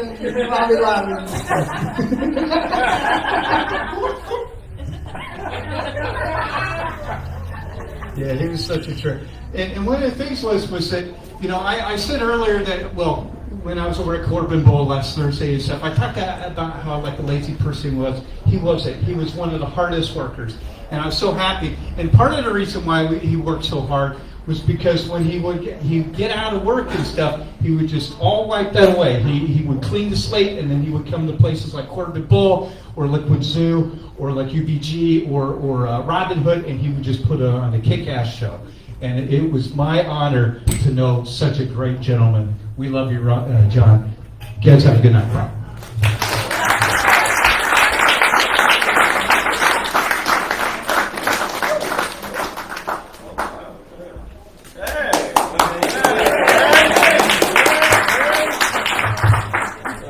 Jonathan, man. Beautiful family, Jonathan. Jesus Christ, man. You guys are pretty nice for people that were raised by drug dealers, right? Right? Deaf drug dealers, too, right? Yeah. I helped Jonathan get this. Me and Joseph, he was mad because he got canceled the other show. And he promised he's going to get sold out today, So, good job, buddy. Good job, right? You kept your fucking word, goddammit, alright? Yeah. He told me, earlier in the week, I think he said, he sold, 8 tickets for $5 or something like that. I was like, rent is, $130 for the show, right? So, he got it done, though. He got it done. He's a good dude, man. He's a good dude, man. He's a great person. I actually witnessed when he finally found his voice. I did. It was during COVID. We were at this place called the Litter Box. You guys know the Litter Box? Yeah, and over there, they don't like to hear you do material and stuff like that. Nicole was just like, I don't want to hear this shit, Jonathan. Because you're doing the same old material and stuff like that. She's like, tell me something that's deeper. And he told us about your parents. How your dad used to fucking be a crazy drug dealer.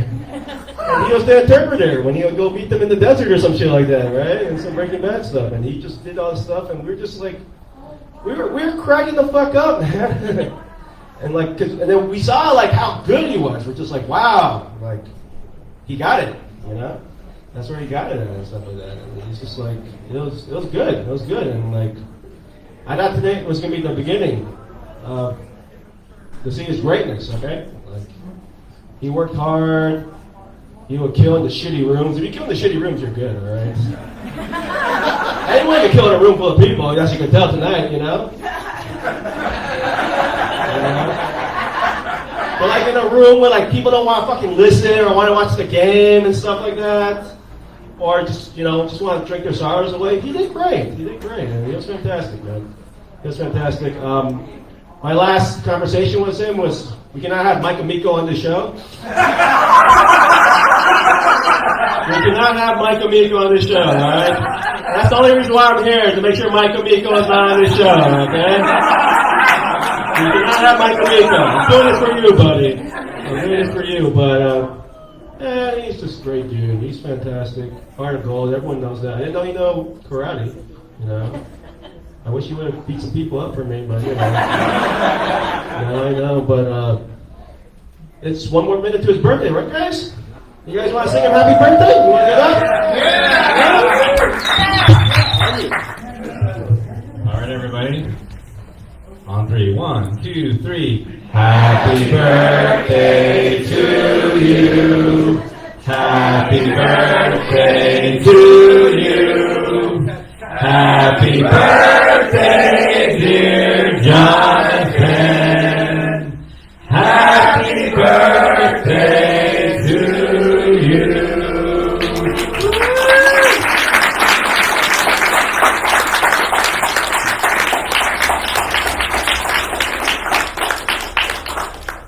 Well, I didn't see a light for me, so I guess I'll just keep talking. I mean, like, and the only thing that came to mind that I really wanted to say was how proud I was of him that he overcame his panic attacks. People didn't know the reason why he did heroin was because he was living in a years-long panic attack that wouldn't go away. And that's why he went to all those counselors when he was in college. And so heroin was how he felt better. It was the only thing that made him feel better. And when he quit, he was afraid that he would live in that panic again. But he found a way to erase enough of that panic that he didn't feel it anymore. And he came to one of my courses in February 2019 and told the audience he hadn't had a panic attack in 4 years. And it takes, yes.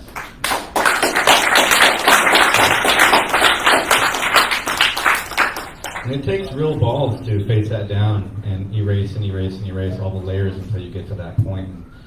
I didn't know if everyone knew why he ever was like that, because I think he never would have ever done heroin if he didn't have that fear. It wasn't like he was a fuck off. He was just in pain. And when he overcame that, to me that was a massive triumph. And I think people should know about it. So good job, Jonathan.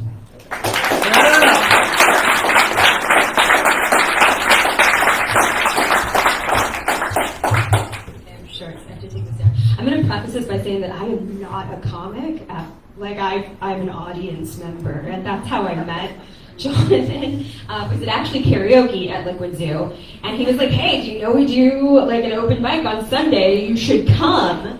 And I was like, "Oh, that's open mic." And he was like, "No, it's not that bad. I promise, it's not that bad." So I went, and that's where I met Telmo, and that's where I met Bob, who's now like one of my best friends in the world, and several other of you that I've met, and it was all because he badgered me for like an hour and a half at karaoke before I said, I'll go, see you on Sunday, I'll go.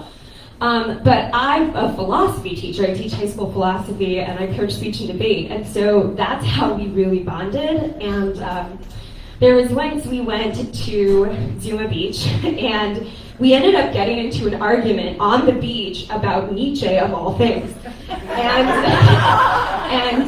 And he was like, no, you got it all wrong. Like, you got it all wrong. And I was like, Jonathan, existentialism. And I was like, this is what, and there were people like watching us, like, what the fuck are these people talking about? And he's like, no, you got it all wrong. It's not that sad. And I was like, how? How is existentialism not sad? And he said, because it's so much freer when there isn't a purpose. And I was like, what do you mean? And he said that it takes the burden off if you feel like there's nothing that you have to do. Then you just get to do what you want to do. And I had never thought of it like that. And, I think that's why we got along, was because I'm the opposite of that, and I'm always, like, really anal about everything, and I'm, sort of frantic as a human. And he, whenever I hung out with him, it was really hard to be frantic. Like, it's hard to be wrapped up in all the kind of bullshit when he's like, whatever. And there was once at karaoke, I got really hammered, and I was sentimental drunk, like I was at that point of the night. And I was just like, I love you guys, you're great. And then out of nowhere, I turn, and he's there, and he has an entire Domino's pizza. And I don't know where it came from. And there's no Domino's in the area. And he just handed me a pepperoni Domino's pizza. And I was like, what is this? He goes, I feel like you need pizza. And so I brought you pizza. And I started crying. And I was like, oh my God, this is the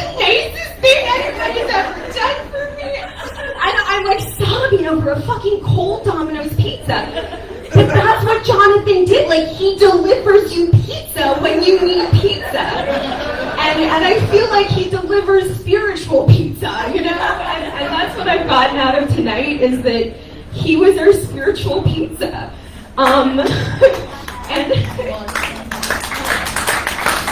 so,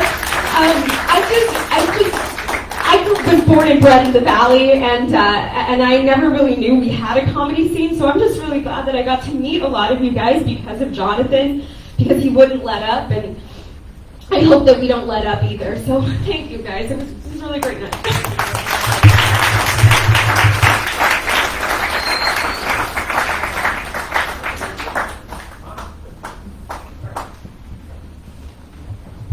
Hi, I'm Mike Amico.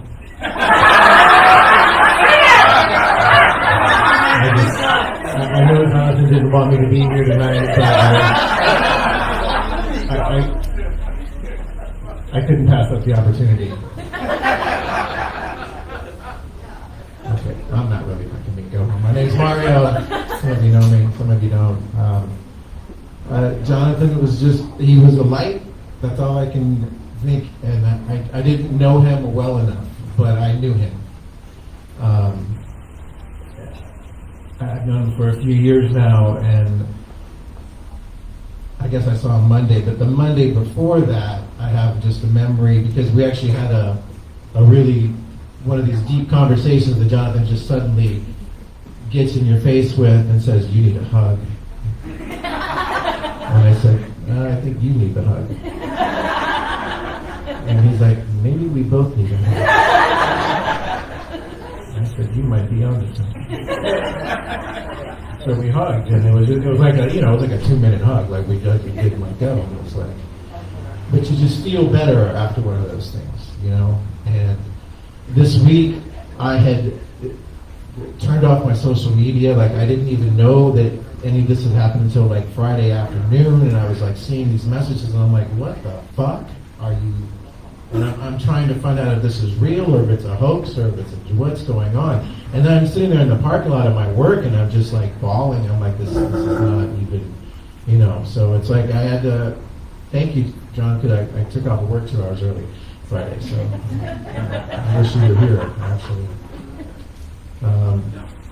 But he got me thinking, the first time that I had a friend die, I was in 6th grade. And his name was Stephen Cupid, and we were Boy Scouts together. Somehow we weren't molested. We were Boy Scouts and went to Catholic school. We didn't get molested. But he was 2 years older than me, but we were in the same troop, and we hung out together. And one day he's playing tennis. I'm riding my bike. "Steve, what's up, Mario? See you later, blah, blah, blah, blah, blah." You know, and I go home, and 2 days later, spinal meningitis, and he's dead.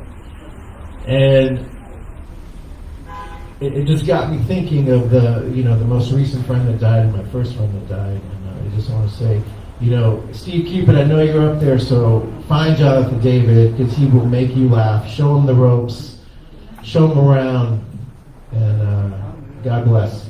God bless all of you guys. Thank you.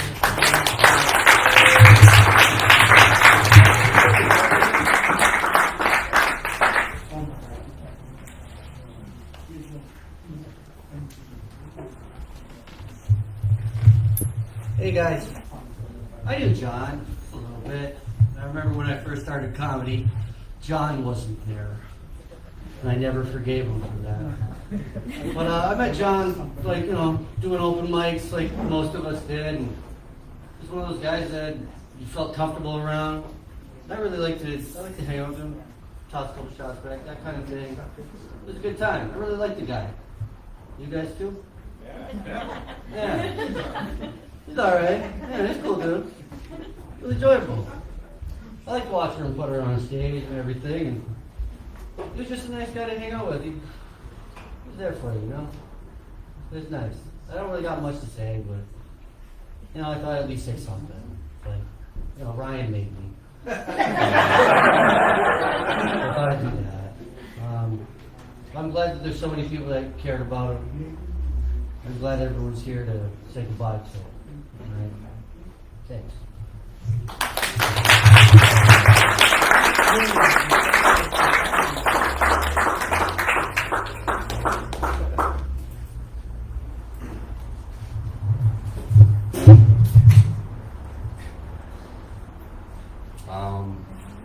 kind of know Jonathan. He's my older brother. My father was the garbage man.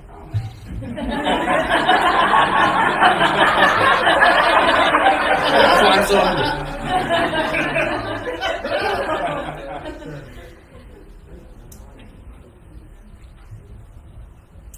Jonathan sent me some of the best memes during the coronavirus pandemic.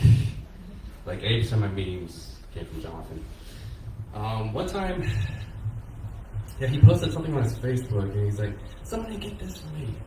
And so I saw that, I'm like, okay, I'm on Amazon, and so I got him this air freshener.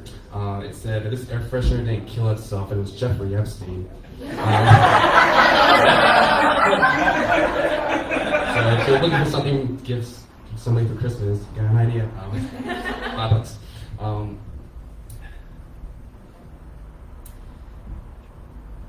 Jonathan really helped develop me as a person.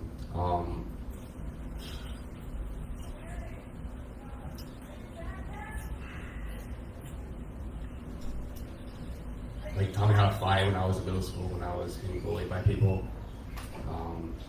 That was useful. He also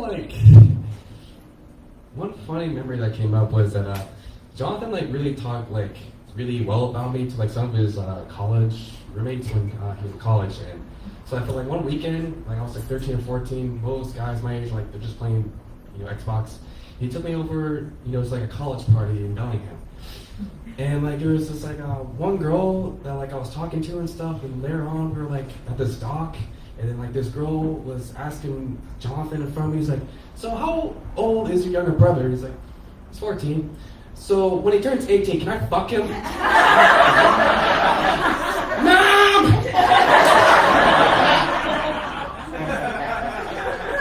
Jonathan, he had too much alcohol. Her name was dying. Somebody's come by.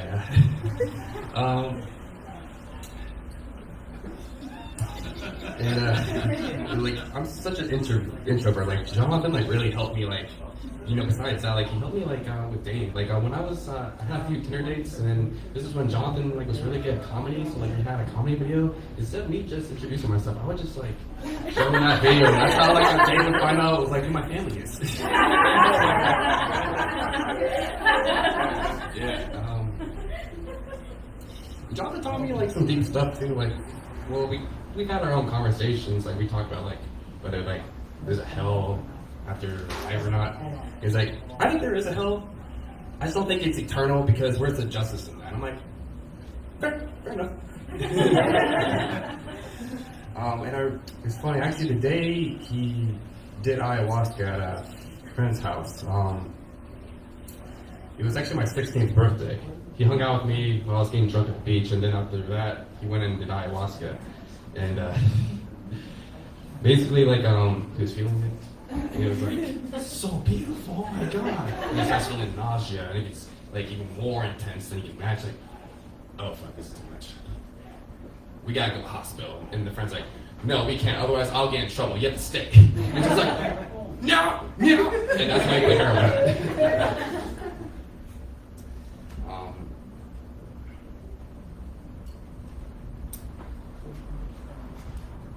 God bless your soul.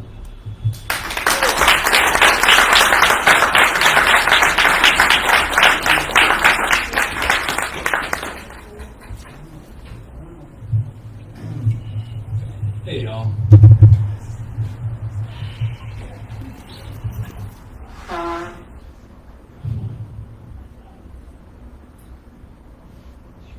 I've never been good at this type of stuff. I'm going to be honest. Even with my own mom's death, I was never good at this type of stuff, right?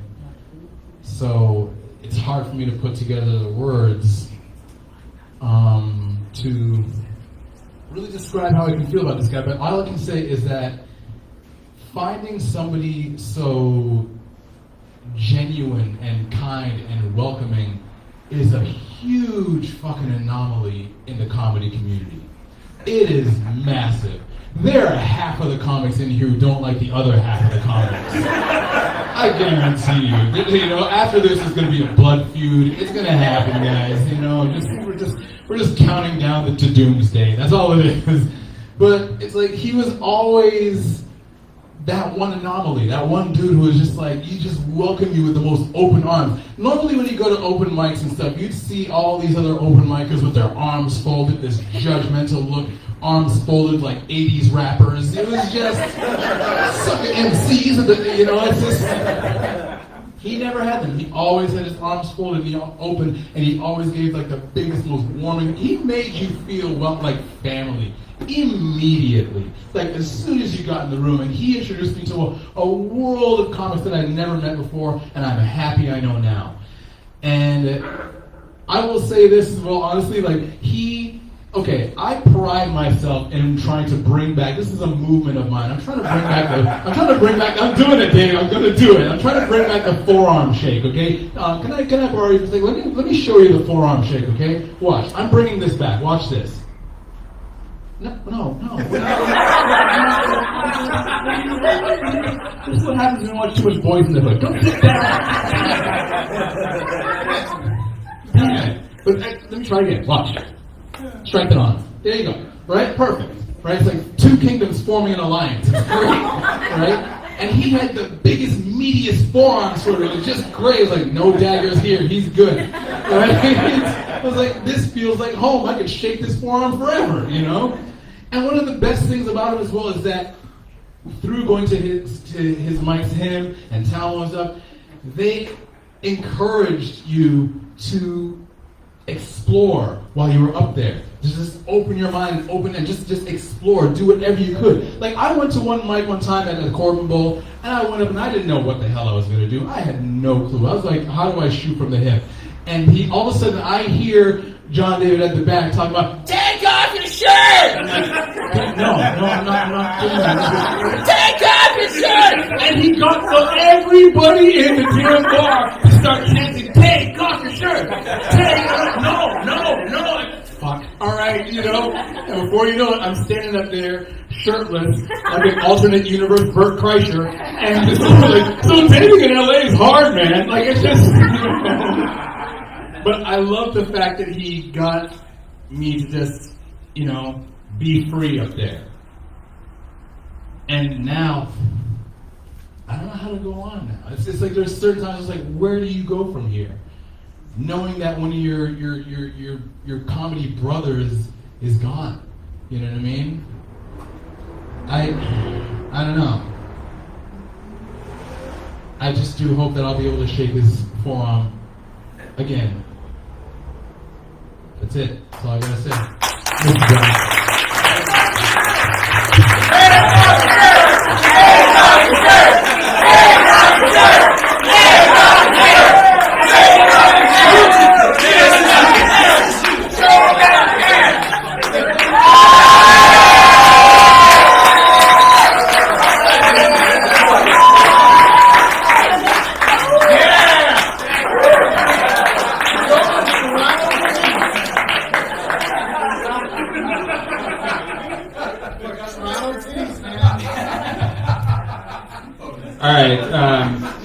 I'm back. I won't say at the behest of Ryan Tomo. I'll say at the badgering of Ryan Tomo. I'm back. I think I've cried it all out, so I think we're okay. So I just want to share this story of Jonathan that I don't think I've ever told anybody before. My 30th birthday happened about 2.5 weeks before I moved back east. And Jonathan said, well, we got to do something for your birthday. So I don't know what to do. And he said, you're going to do mushrooms.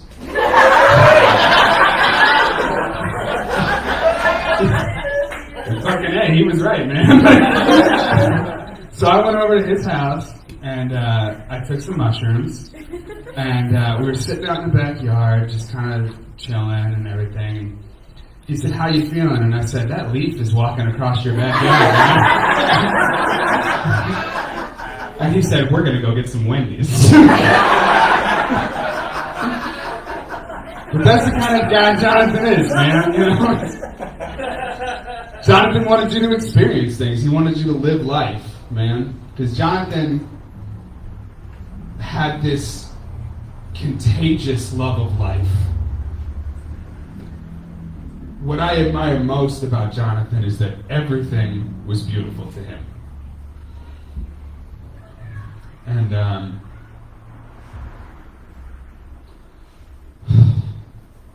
don't know how I'm going to do the rest of my life without him. All right, guys, thank you.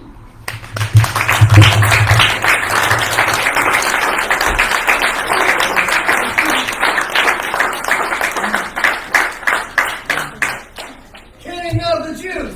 King of the Jews! King of the Jews! King of the Jews! King, take up! No, don't. You're just going to have to put it right back on. That's what's going to happen. I've already pre-prepared. I layered back up to make sure that doesn't happen.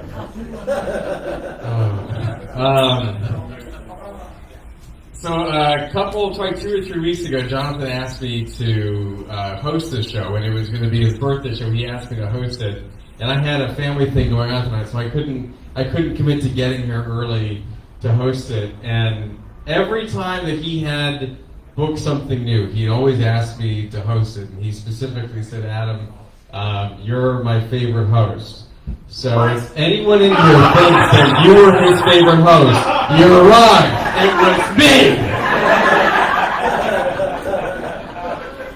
But I mentioned earlier tonight that Jonathan was a cheerleader. That's how I always felt about like the phrase King of the. He would turn it into like a chant for the whole room, and that's who he was. He would just infect everybody with that positive energy that everyone's just been saying over and over again. And there are very few people that I've ever had a chance to meet in my life who always had something nice to say that maybe I hadn't heard in a while or never heard ever, that just lifted my spirits up. Like I said, anytime he books it, he'd ask me to host it. He said, yeah, you're my favorite guy to do that thing. And to hear that from someone who I admired as an artist and as a person, it was like hard to believe, because I couldn't imagine anyone else who could bring a room together, bring all these people together. Remember, half of the people hate the other half in here? That's 100% true. I've seen some stink guys in here tonight, but you know, there were tears in the stink guys, and that's what reminded everyone who he is, and he'll always be that guy. Remember, guys, those memories are with us always. And Jonathan will always be here, and I'll always just know that if I ever just need a positive feeling about myself, just remember Jonathan. There's a story I want to tell that it doesn't necessarily involve Jonathan directly. It happened to me on Thursday. So on Wednesday night, Ryan called me Wednesday night with the unfortunate news about Jonathan. And so all Thursday, I had no appetite at all whatsoever until about 5 o'clock that afternoon. I was starving, and so like an idiot, I went up the street to McDonald's and just fucking ate my feelings as fast as I could. It was a horrible decision, because an hour later, I was trying to bathe my son, and I was going to shit my pants. And you can't do that in front of a 4-month-old. They'll never respect you. They'll never respect you. I mean, Fucker pees in his bathtub, but he doesn't care. I mean, he's not gonna. So I go to the bathroom. I make it in time, like an adult somehow. And the toilet in my place has weird water pressure, where like sometimes the water doesn't go down at all. Other times it goes down so fast it's like a crazy backsplash. And this time, it was the backsplash. And it was like my toilet shot like this perfect spherical ball of shit water up in the air and landed right on my boot, my broken foot. I shit on my broken foot, guys. I shit the water. Water ended up my foot. Transitive property. I shit on my foot. And all all night I could just hear Jonathan's voice saying, "Hey, shitfoot, what's up? How's it going, shitfoot?" Like, I know that if I told him that story, I'd be shit. I would no longer be king of the Jews. It'd be shitfoot, shitfoot, shitfoot, shitfoot. And God, just to know someone who could turn that into something that can last. That's Jonathan. He'll make things last, and he'll make them all beautiful. And again, just let's hold on to those memories, because that's what makes Jonathan who he is, and we love him. I love him very much, guys. Can I thank you?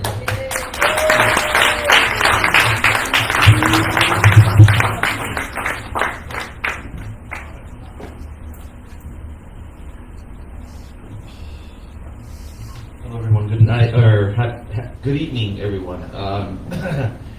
Thank you guys for coming. By the way, I'm loving the love here tonight. My name is Rolando. By the way, I was a good friend of Jonathan as well. I mean, I wasn't, close to me. I consider him my brother, though, as far as comedy is concerned. When I started, he was like, he was around at the Liquid Jew, and there's a few people here that I consider, like brothers, like him, Ryan, Adam. I consider them brothers. When I started doing comedy, that they were around all the time. But well, the only thing I could say, I mean, it's funny. The night before he passed away, I found out about his birthday show or whatever, and I Venmoed him, $5 to, for the show and everything, and I'm really just here to know how I can get my $5 back. Who do I contact for the week? Oh man, Jonathan was the only person that for me at least, that whenever he used to come and hug me, he would greet me with a puto, like, "Hey, what's up, puto?" That was, I was like, the first time he ever did that, I was like, wow, the enunciation is uncanny. He's like, puto, like wow, like, oh wow, okay. And I love that about Jonathan. He's, oh man, I love him, and I'm glad I was able to meet everyone. A lot of people here, his brother, for the first time, so it's just a great feeling that everyone's here. So thank you very much. Thank you.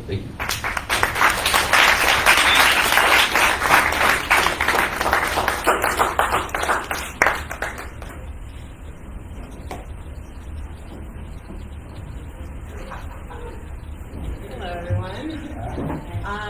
We're also not stand-up comics.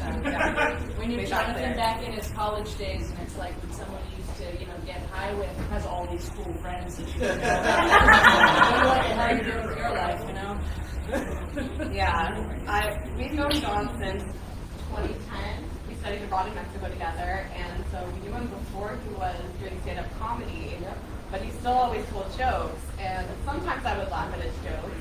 But I always laughed at how hard he laughed at his own jokes. The sheer enjoyment that he would bring to it. Yeah, when you're 22 years old and someone's 4 years old and is 26, oh my God, this guy, he knows the world. Right? He gets right? He would be like, hey, I have $5. I'm gonna buy some candy. You guys can have some. We were like, whoa, sugar daddy. He goes, no, Splenda uncle. That's what we called him. That makes dog. He did. Yeah. Well, I'm gonna end with this. My last text message to John was inviting him to my birthday, which is in a couple weeks, because we spend our birthdays together. And last year, I had a really terrible birthday. The day before my birthday, my whole family got COVID, so I had to spend my birthday by myself, I thought. But John came over, and we spent my whole birthday together. And so this birthday that was before in my mind as a bad memory is now one of my favorite birthday memories.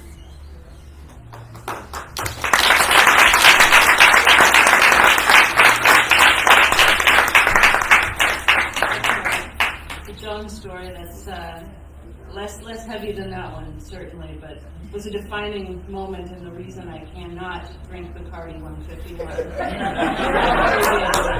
life. So I had just gone through a really nasty breakup, and I had to, I was 22, so I could drink now. And so I was still discovering the joys of inebriation, and I decided it would be a good idea to drink about a half bottle of Bacardi 151 on an empty stomach. Want the other half? Not today, maybe. Oh, yeah. And we made our way to Jonathan's house, and I think I was with you and Amanda, and one of the only times I don't black out, really. I can be drunk off my ass. I'm not a blacker outer person, but that time I did. Apparently, some guys were talking shit, and I was trying to fight all 5 of them. Apparently, I was like staring at a bush and laughing. And we found our way to Jonathan's house, who was also hosting a party, and he looks me in the eyes. He goes, "Baker, you okay?" And I said, "Oh, yeah, dude." What? And he's like, "You got some pizza." And so I got some pizza. It was too late. I was already sick as a dog, and I distinctly remember I leaned over his porch and I threw up on the porch below, and I was like, "Oh." Now, I don't black out, but I'm pretty conscientious, so I went downstairs and my drunk ass connected the hose and started hosing off the porch. He comes down, he's like, "What did you doing?" And I said, "Well, I threw up and I cleaned up because I don't want to be that guy." And he goes, "You're the best drunk ever." And that was who he was. You know, the world is a measurably darker place without him, but his presence in it made it measurably better. And how many of us can truly say that we were a force of good in this world? God bless you, Jonathan. Slow down.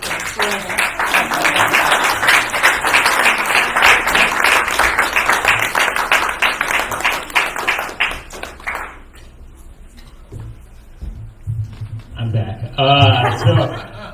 We only have 5 minutes to close it out. So, but I do a quick story because going back, I talked to Jonathan on Saturday, and this show is very, very meaningful. And I was just a feature for him, and he told me, "Don't be very funny." So don't do all the ass-eating material that I have, because he doesn't want to follow that. And I was like, okay. And I was telling him that I was going to do I was going to stretch it out of 10 minutes of talking about the joke. But his last birthday show, he did at Corn Bowl like 2 years ago, right before the pandemic. And he told me right before I got on stage, he's like, "Just do ass-eating material." I'm like, "I don't want to. My family's here, Jonathan. They're here to watch you. There's kids. I don't want to listen to me eating ass. Like, do it for me." So I did it. And I bombed so hard because everyone in the crowd just looked at me like I'm a monster because I'm talking about ass eating in front of children. And Jonathan laughed so hard. He loved it. That's what he wanted. He wanted to see me just bombing in front of my family. That's what he wanted. And I love him for that. I told him I would bring this up. I got all emotional in the beginning and I forgot about it, and I want to close out with that. I know he's happy about that. I'm going to give the mic to Stephanie to close it out, guys.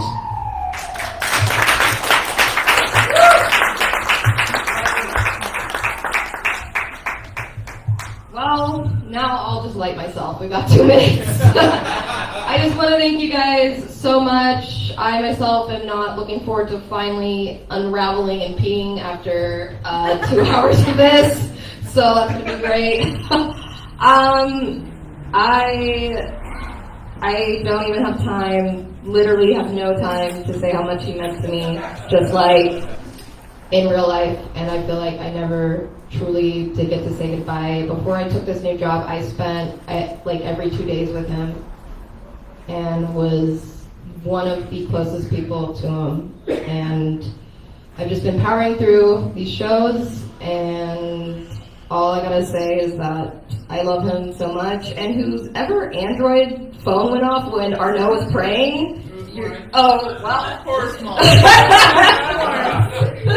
Oh my God. Sorry. You're an echo. Anyway, thank you fudge. Please look for the QR code. It's around here in these flyers. Give yourselves a round of applause. It was a great night. We all powered through it. Jonathan, I hope you're so proud. I'm happy, and I love you, Jonathan. Please leave. We gotta get out of here quick.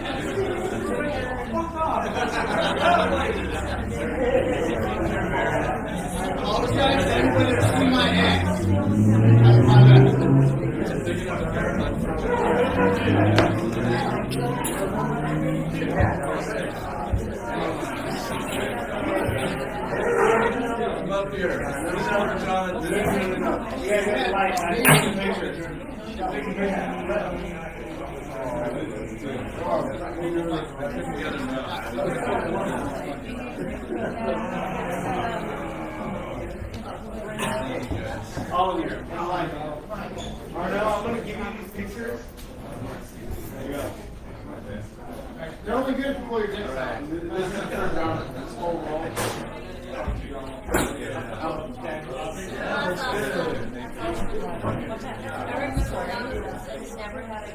Hey, Gary Mallow, where's home? Everybody's coming. Email address?